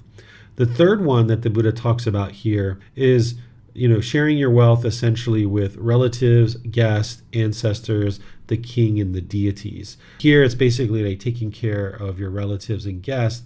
I'm not quite sure about this word deity. I know what it is, but I don't see anywhere else in his teachings that he talks about how to do that. It may be that we're mistranslating this in some way or another, but essentially he talks about taking care of your relatives and guests because those are people that are close to you, and you would like to provide certain time, effort, energy, and resources to practice generosity in using your wealth towards helping to welcome your relatives and welcome guests into your home. Then the fourth thing that he talks about is making offerings to ascetics and Brahmin who are refraining from intoxication, who are patient and gentle, that they're taming their mind with a calm mind, and they're training their mind towards enlightenment. And this is teachers and people who are choosing to share these teachings into the world because they're going to need to sustain their life in some way.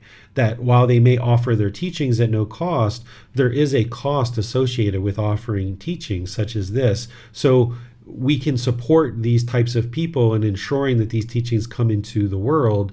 And the Buddha never taught to just blanketly support anybody and everybody. Here he's giving you guidance on the type of individual that you might choose to support. And by supporting this type of individual, then the teachings are allowed to come into the world, because if they're training their mind towards nibbana, or they're actually enlightened, then the teachings that they're sharing are going to lead to enlightenment, and that's beneficial for lots and lots of people. Now, keep in mind that the Buddha was very rich and wealthy before he ever went on his journey to enlightenment. He was a member of a royal family. So when he stepped away from the royal family and started living his life based on donations of food, clothing, shelter, medical care, and things like this, he wasn't interested in money. He didn't choose to go on this journey to enlightenment and share the teachings in order to acquire money or acquire wealth. But he needed a certain amount of donations in order for him to be able to sustain his life. And this is also helping the students to eliminate craving, desire, attachment by practicing generosity. But notice that he puts himself as last, essentially, because he was an ascetic or Brahmin who was sharing teachings in order to get to enlightenment. So once the person, their life partner, their children, and their workers are whole, once they've protected their wealth against fire and floods and kings and those other things that he talked about, once your relatives and guests and people like this are taken care of, he's saying, okay, be sure that you share some of your wealth with these types of individuals, because that's what's ultimately going to help everybody by bringing the teachings into the world more and more. So let me see what questions you guys have on this particular chapter. Sorry, I don't see any questions at the time. Okay, so we'll move to the next chapter, which is chapter 6. I can read. Repaying one's mother and father. Monks, there are two persons that cannot easily be repaid. What two? One's mother and father.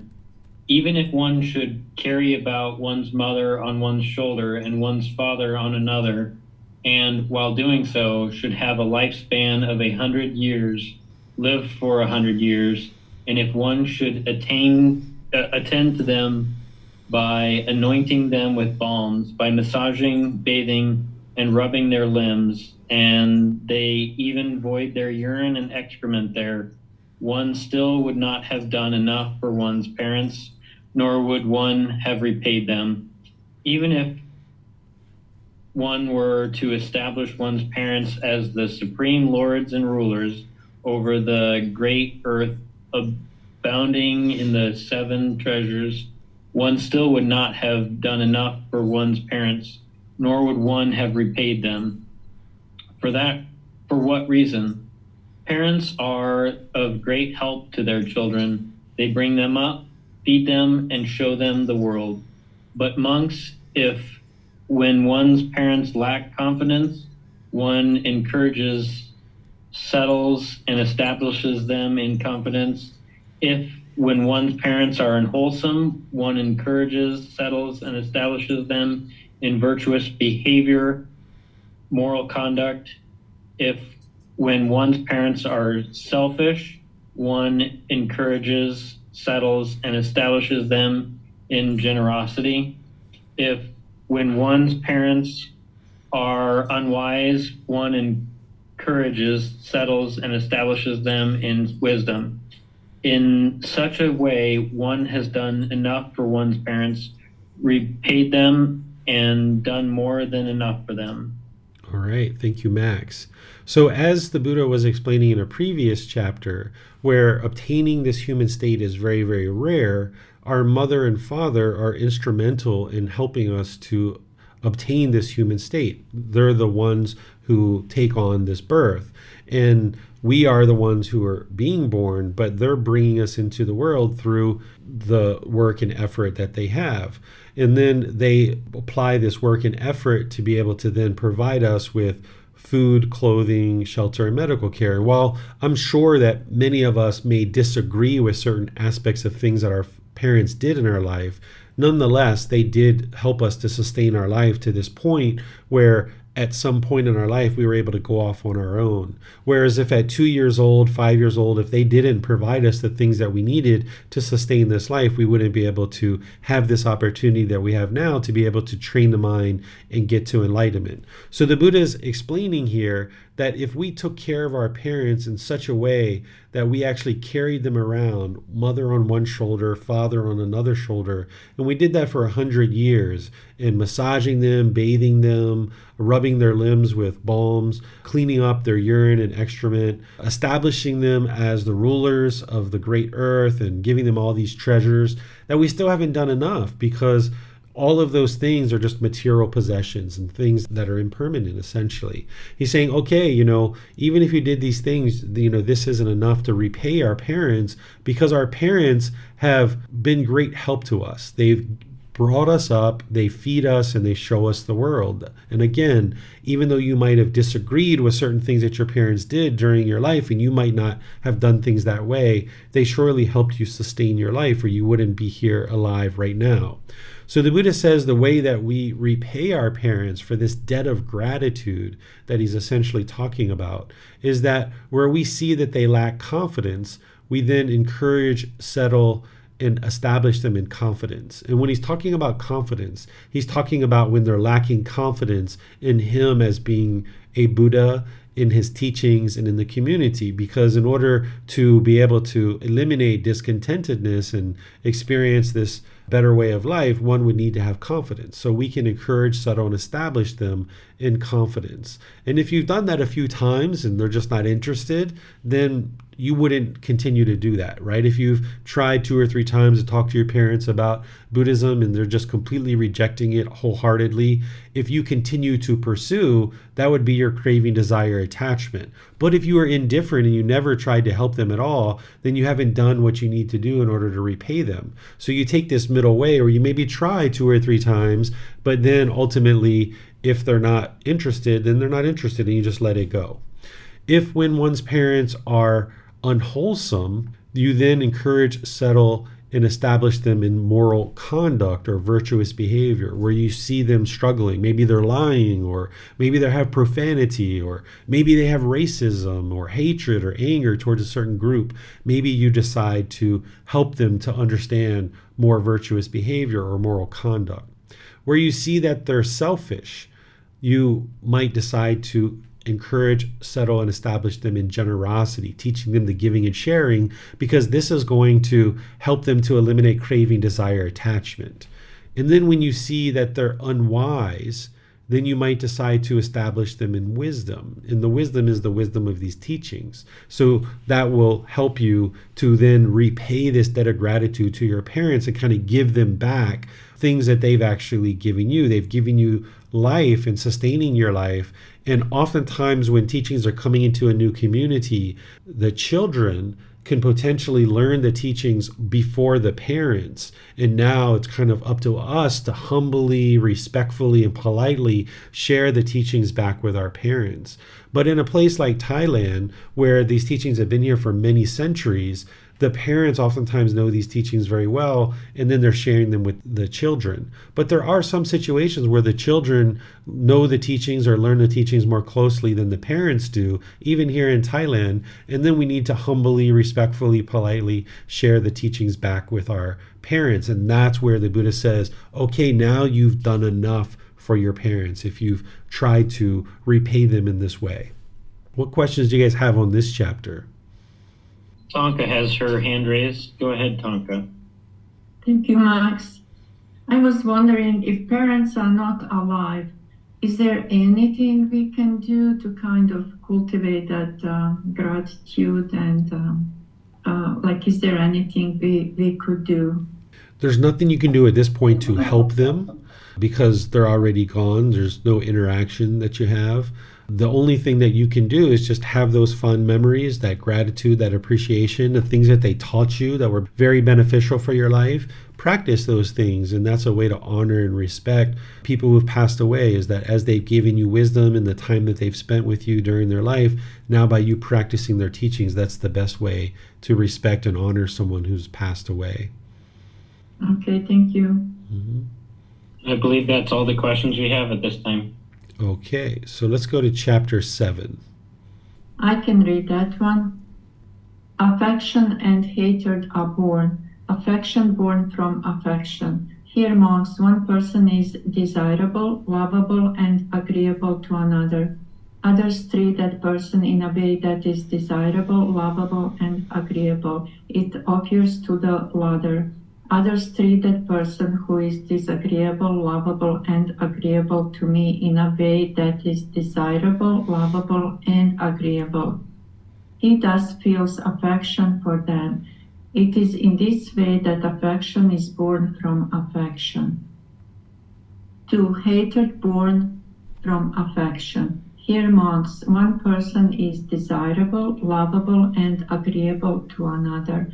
Others treat that person in a way that is undesirable, unlovable, and disagreeable. It occurs to the latter. Others treat that person who is desirable, lovable, and agreeable to me in a way that is undesirable, unlovable, and disagreeable. He thus feels hatred for them. It is in this way that hatred is born from affection. 3. Affection born from hatred. Here, monks, one person is undesirable, unlovable, and disagreeable to another. Others treat that person in a way that is undesirable, unlovable, and disagreeable. It occurs to the latter. Others treat that person who is undesirable, unlovable, and disagreeable to me in a way that is undesirable, unlovable, and disagreeable. He thus feels affection for them. It is in this way that affection is born from hatred. 4. Hatred born from hatred. Here, monks, one person is undesirable, unlovable, and disagreeable to another. Others treat that person in a way that is desirable, lovable, and agreeable. It occurs to the latter. Others treat that person who is undesirable, unlovable, and disagreeable to me in a way that is desirable, lovable, and agreeable. He thus feels hatred for them. It is in this way that hatred is born from hatred. All right, thank you, Tonka. So let me help you understand what the Buddha is doing here. Is he's cluing you into how the unenlightened mind tends to function. That this first one, what he's talking about is there's a certain person, let's call that person person A, and you have feelings that are desirable, lovable, and agreeable towards person A. And then there's these other people who also have these desirable, lovable, and agreeable feelings towards person A. And because of that, affection is born from affection. You have affection for these other people because they also have these desirable, lovable, and agreeable feelings about person A. And you have those same desirable, lovable, and agreeable feelings towards person A. Then with the second one, hatred born from affection, you have a certain affection, this desirable, lovable, agreeable feelings for person A. But other people see that person as undesirable, unlovable, and disagreeable. Therefore, you have hatred towards those other people because they hate somebody who you feel affection for. And therefore, your hatred is born out of the affection that you have for person A. Then there's the third option here, which is you see somebody as undesirable, unlovable, and disagreeable. And then these other people also see that person as undesirable, unlovable, and disagreeable. And therefore you have affection for those other people based on you having hatred towards person A. They have hatred towards person A. So therefore you have affection for these other people.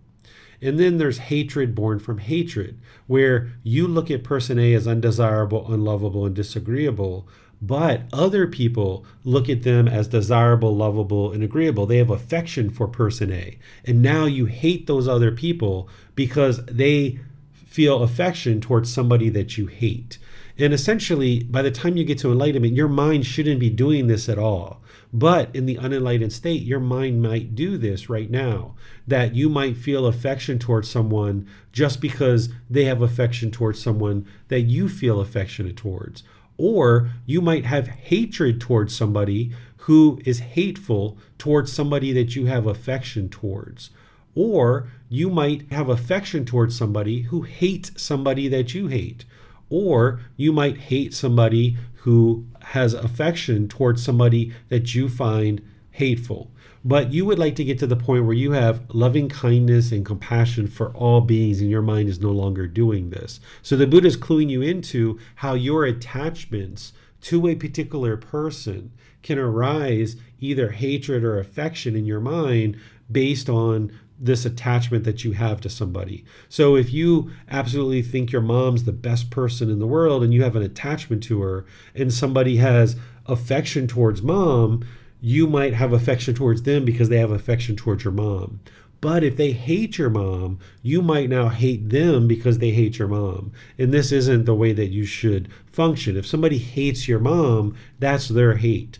But you hating them back isn't actually solving anything here. So you should practice loving kindness and compassion for all beings. What questions do you guys have on this chapter? I do not see any questions at this time. Okay. So now we have this chapter 8. If somebody is able to read this, you can read this. I can go ahead and read it. Okay. The foremost, the best, the distinguished, the supreme, and the finest householder, the one enjoying sensual pleasures who seeks wealth righteously, without violence, and makes himself joyful and pleased, and shares it and does meritorious deeds, and uses that wealth without being tied to it, obsessed with it, and blindly absorbed in it, seeing the danger in it and understanding the escape. He may be praised on 4 grounds. The first ground on which he may be praised is that he seeks wealth righteously without violence. The second ground on which he may be praised is that he makes himself joyful and pleased. The third ground on which he may be praised is that he shares the wealth and does meritorious deeds. The fourth ground on which he may be praised is that he uses that wealth without being tied to it, obsessed with it, and blindly absorbed in it, seeing the danger in it and understanding the escape. This person who enjoys sensual pleasures may be praised on these 4 grounds. This householder is the foremost, the best, the distinguished, the supreme, and the finest kind of person who enjoys sensual pleasures. Just as from a cow comes milk, from milk curd, from curd butter, from butter ghee, and from ghee comes cream of ghee, which is reckoned the foremost of all these, so too this kind of person who enjoys sensual pleasures is the foremost, the best, the distinguished, the supreme, and the finest of all those who seek wealthy righteously without violence, and having obtained it, makes himself joyful and pleased, and shares the wealth and does meritorious deeds, and uses that wealth without being tied to it, obsessed with it, and blindly absorbed in it, seeing the danger in it and understanding the escape. Okay, thank you, Max.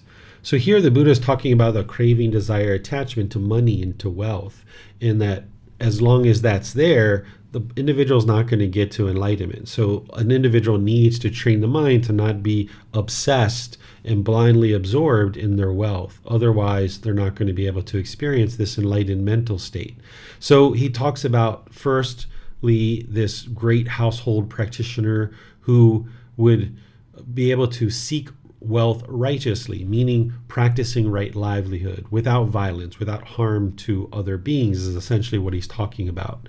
Then once that wealth is obtained, he talks about ensuring that you are joyful and pleased with the wealth that you've acquired, and that you take care of the things that you need to take care of, whether it's food, water, clothing, shelter, medical care, or other things that you might need. Then he talks about sharing your wealth and doing meritorious deeds. This is practicing generosity. So you would like to practice generosity towards all beings, and part of that would include with money and wealth.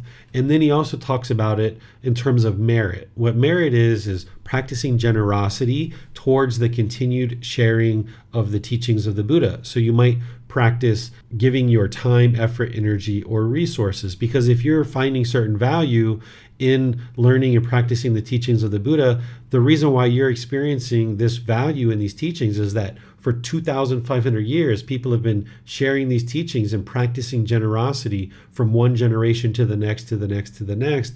And they're only reaching you because people before you decided that they were going to practice generosity and share these teachings from one person to the next. And now, if you would like to see these teachings help future generations, then your practice of meritorious deeds will help ensure that these teachings are available for future generations. And then he talks about practicing where you're not tied to the wealth, you're not obsessed by it, blindly absorbed in it, seeing the danger in having this craving, desire, attachment towards the wealth, and understanding that the escape is training the mind to practice generosity. Typically, when the Buddha is talking about the escape, he's talking about the Eightfold Path, because the escape is to get out of the cycle of rebirth. And the way that you do that is through the Eightfold Path. But here specifically, the escape from being obsessed and blindly absorbed in wealth is practicing generosity, which is part of the Eightfold Path. But usually, more generally, when he's talking about the escape, he's talking about the Eightfold Path itself. But here, it's more specific that it's actually the practice of generosity.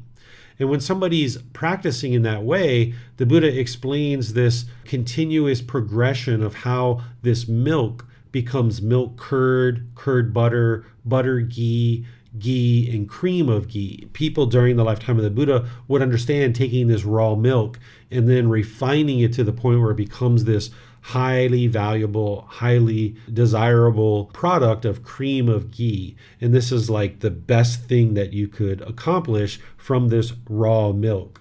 And the same thing is what the Buddha is describing is as a household practitioner, practicing these four aspects, that this person is the foremost householder, an individual who's practicing very well.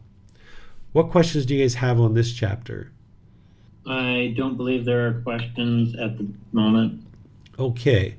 Well, what I'm going to do with these last two chapters is I'm going to go ahead and read them, and then I'm going to teach as I'm going so that I can kind of help you guys to learn this rather than the way that we have been doing it.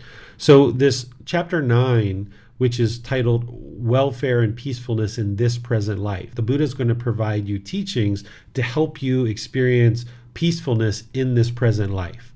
It reads, Venerable Sir, we are householders, enjoying sensual pleasures, living at home in a house full of children. We use sandalwood from Kasi. We wear garlands, scents, and ointments. We receive gold and silver. Let the perfectly enlightened one teach us the teachings in a way that will lead to our welfare and peacefulness in this present life and in future lives. There are, student, these four things that lead to the welfare and peacefulness of a householder in this present life. What for? 1. Accomplishment in initiative. 2. Accomplishment in protection. 3. Wholesome friendship. 4. In balanced living. Accomplishment in initiative. And what is accomplishment in initiative? Here, whatever may be the means by which a householder earns his living, whether by farming, trade, raising cattle, archery, government service, or some other craft, he is skillful and diligent. He possesses sound and wise decision-making about it in order to carry out and arrange it properly. This is called accomplishment and initiative.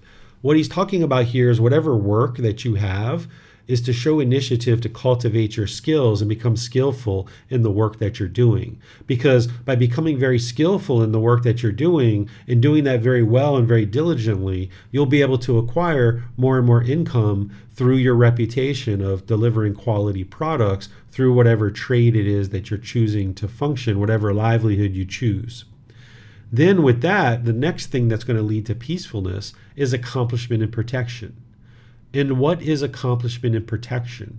Here, a householder sets up protection and guard over the wealth he has acquired by initiative and energy, amassed by the strength of his arms, earned by the sweat of his brow, righteous wealth righteously gained, thinking, how can I prevent kings and thieves from taking it, fire from burning it, floods from sweeping it away, and displeasing heirs from taking it. This is called accomplishment and protection. So once you've applied the skill and you've acquired the wealth, now protecting it so that it doesn't just get blown away essentially or thrown out in the street based on what we talked about previously, from kings, from fire, floods, and displeasing heirs. And I talked about how you might do that. Then he talks about wholesome friendship. This is what's going to lead to your peacefulness, is having and cultivating wholesome friends. And what is wholesome friendship? Here, in whatever village or town a householder lives, he associates with householders or their sons, whether young but of mature virtue, or old and of mature virtue, who are accomplished in confidence, virtuous behavior, moral conduct, generosity, and in wisdom. He converses with them and engages in discussions with them. To the extent that they are accomplished in confidence, he emulates them with respect to their accomplishment and confidence. To the extent that they are accomplished in virtuous behavior or moral conduct, he emulates them with respect to their accomplishment in virtuous behavior. To the extent that they are accomplished in generosity, he emulates them with their accomplishment in generosity. To the extent that they are accomplished in wisdom, he emulates them with respect to their accomplishment in wisdom. This is called wholesome friendship. So what he's talking about here is cultivating wholesome relationships where people are virtuous, where they have this confidence in the Buddha, the teachings, the community, where they have this moral conduct and they're making wise decisions around their moral conduct or virtuous behavior, where they're practicing generosity and they have wisdom. These are 4 qualities that are very wise to be able to learn from other people and then to emulate that or use them as a role model. And involving people in your life like this will help you to create peacefulness and welfare in this present life. And then lastly, the 4th thing that he recommends is this balanced living. And what is balanced living? Here, a householder knows his income and expenditures and leads a balanced life, neither too extravagant nor too frugal. In this way, my income will exceed my expenditures rather than the reverse. Just as an appraiser or his apprentice holding up a scale knows by so much it has dipped down, by so much it has gone up, so a householder knows his income and expenditures and leads a balanced life, neither too extravagant nor too frugal. In this way, my income will exceed my expenditures rather than the reverse. If this householder has a small income but lives luxuriously, others would say of him, this householder eats his wealth just as an eater of figs. But if he has a large income but lives sparingly, others would say of him, this householder may even starve himself. But it is called balanced living when a householder knows his income and expenditures and leads a balanced life, neither too extravagant nor too frugal. In this way, my income will exceed my expenditures rather than the reverse. This is called balanced living. These are the 4 things that lead to welfare and peacefulness of a householder in this very life. So what the Buddha is describing here is making sure your income is higher than your expenditures. Because if you've ever lived life in the other way around, where your expenditures are higher than your income, that becomes very uncomfortable and there's a lot of pressure in that situation. You might be incurring a lot of debt and taking on certain loans or credit card debts and things like this. And this can put a lot of pressure on you, and it's very hard for you to get to this peacefulness and joy of the enlightened mental state if you've got collectors and debitors that are coming after you for money that you owe. So by knowing your income and knowing your expenditures and keeping your income above your expenditures, this allows you to live a balanced lifestyle and get to the point where you're not just holding on to your money and being super frugal, but you're also not haphazardly spending it either. And you can live this middle way where you're able to have your income higher than your expenditures. This is what's going to lead to your peacefulness, making sure that you have certain skills and you're diligent in applying those skills in the workforce, that any income that you acquire, that you protect it, that you cultivate wholesome relationships, and that you cultivate those relationships with people who have confidence in the Buddha, the teachings, the community, that have certain wholesome and virtuous behavior and moral conduct, who are generous and have wisdom. And then you live your life in such a way that your income is higher than your expenditures. And this is what's going to lead to your peacefulness in this life. The Buddha is explaining to you the natural law of karma, of cause and effect. He's not telling you what to do. He's not giving you rules. He's just helping you see with clarity how to live a wholesome life and a peaceful life. What questions do you guys have on this chapter? I don't believe there are questions, sir. Tonka has her hand raised. I was just wondering about the saving when we are talking about finances. I find a lot of people around me live paycheck to paycheck. Like they are not necessarily spending more than they earn, but they spend almost everything. I personally find it very stressful, so I try to have some saving for rainy days, and that gives me peace of mind. And I'm wondering if Buddha ever talked about saving, also saving for retirement, so we are not burdening others in our old age. Like, is there a place for that kind of things in Buddha's teaching? Yeah, he talks about these kind of things. And one of the things that I observed that when I was working in getting a steady income is that I would always be sure that I have 3 to 6 months worth of expenses in the bank for savings, so that when I went to work each day, if I got laid off or I got fired or the company just went out of business, I knew that I had 3 to 6 months worth of money to be able to sustain my life, that I had that amount of time to be able to find a new job. And I worked in a field where I could usually find a new job in like 2 weeks, maximum.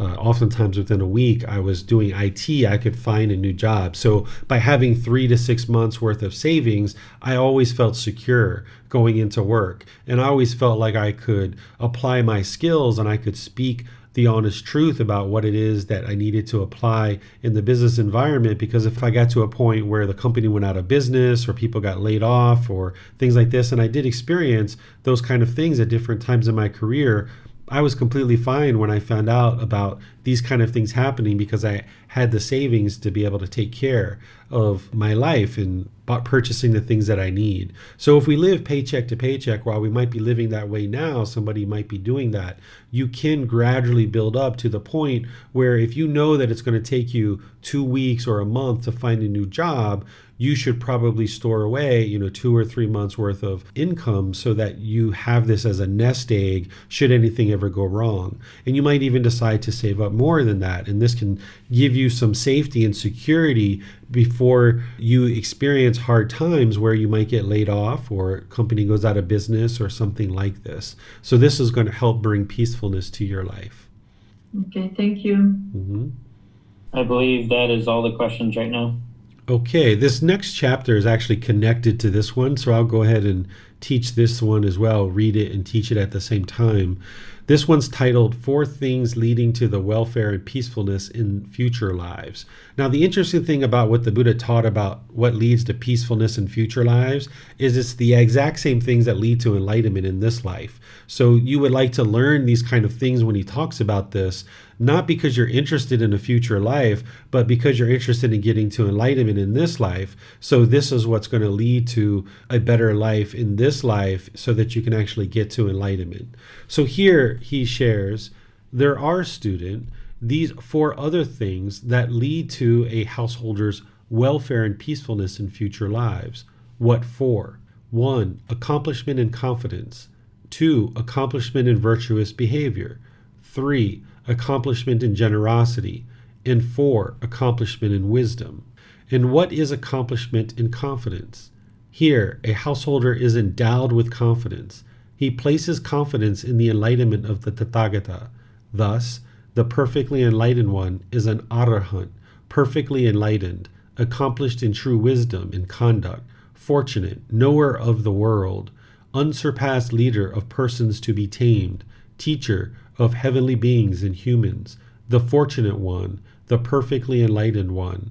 This is called accomplishment in confidence. So we've talked about this in today's class, what confidence is, and oftentimes the Buddha talks about confidence in him, the teachings, in the community. Here, he's just choosing to talk about confidence in him.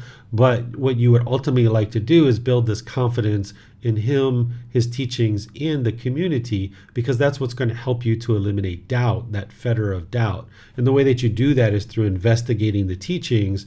You learn, you reflect, and you practice the teachings. And then as you see the condition of the mind improving, you gain this confidence in him, his teachings, the community, your teacher, and your own ability to attain enlightenment. Then the next one here, in what is accomplishment in virtuous behavior or moral conduct? Here, a householder abstains from the destruction of life, from taking what is not given, from sexual misconduct, from false speech, and from liquor, wine, and intoxicants, substances that cause heedlessness, the basis for heedlessness. This is called accomplishment in virtuous behavior. So here he's pointing to the 5 precepts, and there he expands his explanation and teachings on the 5 precepts, because that's like a baseline minimum of virtuous behavior or moral conduct that you would like to practice for yourself, and anybody that you include in your life, you would like to be sure that they're practicing these as a minimum too, because your decision to be their friend or include as your employees or people around you in any shape or fashion, if people aren't practicing these things, it's going to lead to unwholesome results. So they might not have learned them as the 5 precepts, but these things are often taught in other settings as well. So you would like to be sure that people that you include in your life as personal friends or in a workplace or an environment where you're working, that people are practicing these 5 basic aspects of virtuous behavior or moral conduct. And that's going to lead to your peacefulness in this life and in future lives as well. And what is accomplishment in generosity? Here, a householder resides at home with a mind free of the stain of selfishness, freely generous, open-handed, joyful in letting go, one devoted to charity, joyful in giving and sharing. This is called accomplishment in generosity. So this is ensuring that you're training the mind to let go of selfishness, no longer be selfish. Because as long as you're holding on to things very tightly, you're going to find it very challenging to ever get to enlightenment. So practicing generosity with your time, effort, energy, and resources will help you to eliminate craving, desire, attachment, and ultimately get to enlightenment through eliminating selfishness. And what is accomplishment in wisdom? Here, a householder is wise. He possesses the wisdom that discerns arising and passing away, which is noble and penetrative, and leads to the complete destruction of discontentedness. This is called accomplishment in wisdom. These are the 4 other things that lead to the welfare and peacefulness of a householder in future lives. So what the Buddha is talking about here related to this aspect of wisdom is the discerning of arising and passing away. What he's pointing to is the universal truth of impermanence. That's understanding that things arise, change, and fade away. This is the very first teaching on the path to enlightenment, and this is where you understand that the unenlightened mind is craving permanence. And this is the whole thing that's keeping it stuck in this whole cycle of discontentedness and this whole cycle of rebirth, is that it doesn't understand the universal truth of impermanence, which ultimately leads to discontentedness because of the cravings, desires, attachments for permanence. So when he's talking about wisdom here, he's just talking about the very beginning of the path to enlightenment, which is the universal truth of impermanence. This is the very first thing that he's pointing to. But in terms of getting to enlightenment, you would need to understand wisdom much deeper than just the universal truth of impermanence. And when he typically talks about wisdom, he talks about the totality of the teachings, because that's what's ultimately going to lead to the end of discontentedness. But it all starts with this understanding of the universal truth of impermanence. And the Buddha is saying that that's noble, penetrative, and leads to the complete destruction of discontentedness. Without the understanding of the universal truth of impermanence, you wouldn't be able to actually eliminate discontentedness, because that's the whole underlying problem, is that the unenlightened mind is craving permanence while it's living in an impermanent world. And as long as the mind's doing that, it's not going to be able to experience peacefulness. What questions do you guys have on this chapter? I do not see any questions, sir. Okay. Well, we've started this new book today, And next week, we're going to be in chapters 11 through chapters 20. So you're welcome to read those prior to class. And then not only are you reading the words of the Buddha, but you're also reading the reflections that I'm sharing with you as well. And then perhaps this will spur certain thoughts and certain questions as you're reading these chapters and you're exploring them. And remember that it's best to read just like 10, 15 minutes a day, which is essentially like maybe 1 or 2 chapters a day. Because if you sat down and read for a whole hour or hour and a half, which is what it takes to probably read the 10 chapters, that's a lot of content to digest at one time. So if you're just trickling the teachings into the mind little by little, like 10, 15 minutes a day, and you kind of get used to this, what you'll observe is probably what I observed, is that as I was understanding the teachings of the Buddha in this way, it was like 2 or 3 days later that I would then encounter something that I was just reading about. And I had the answers to what I needed because I had just read it 2 or 3 days prior. Or there was situations where I would experience something, and then 2 or 3 days later or a week later, I would be reading something that I experienced like a week ago. And the Buddha was giving me the answers of how I could have handled that situation better. So if you get in the habit of not only meditating and coming to classes, but also reading just 10 or 15 minutes a day, then you're trickling and kind of dripping these teachings into the mind, and you'll see that the mind will assimilate to these teachings and be able to apply them in daily life because you have more time to reflect and allow the mind to breathe, so to speak. Whereas if you're trying to cram it all in a 2-hour class and you're not reading the reflections, or you're trying to cram it in 1 hour, an hour and a half of reading, you're not able to sit with the teachings, reflect on them, digest them, and apply them in life. So that's what I would suggest for you. Tomorrow in the group learning program, we're going to be in Volume 1, Chapter 4, where we're studying the Four Noble Truths, establishing right view. This is the very beginning of the path to enlightenment, where anybody who's interested in deeply understanding the teachings that lead to enlightenment would need to really start here. This is the real starting point of the path to enlightenment. I'm going to be sharing the 3 universal truths, which includes the universal truth of impermanence. And then we're going to be moving into the Four Noble Truths. And if you've heard that a few times and you feel like you need a refresher and you'd like to go through that some more, this is your opportunity tomorrow. Or if you've never learned the Four Noble Truths, this will be an excellent opportunity for you to be able to learn that. Then on Wednesday, I'm going to be starting the chanting part of our group learning program, where I'm going to be doing 4 classes to help build you up to learn and practice chanting. So thank you all for joining for the class today and participating. Thank you to Tonka and Max for moderating. I appreciate your efforts there. And we'll see you guys in one of these future classes. Have a very lovely and wonderful rest of your day. Sawadee khap. Thank you for listening to this podcast. To provide support for this podcast, visit patreon.com/support Buddha. To access more teachings, visit buddhadailywisdom.com. There, you will discover a full range of courses, retreats, and online resources to assist you on the path to enlightenment. Remember to establish a daily, consistent meditation practice, along with learning and practicing these teachings. A well-developed meditation practice is the foundation in which to train the mind to attain enlightenment.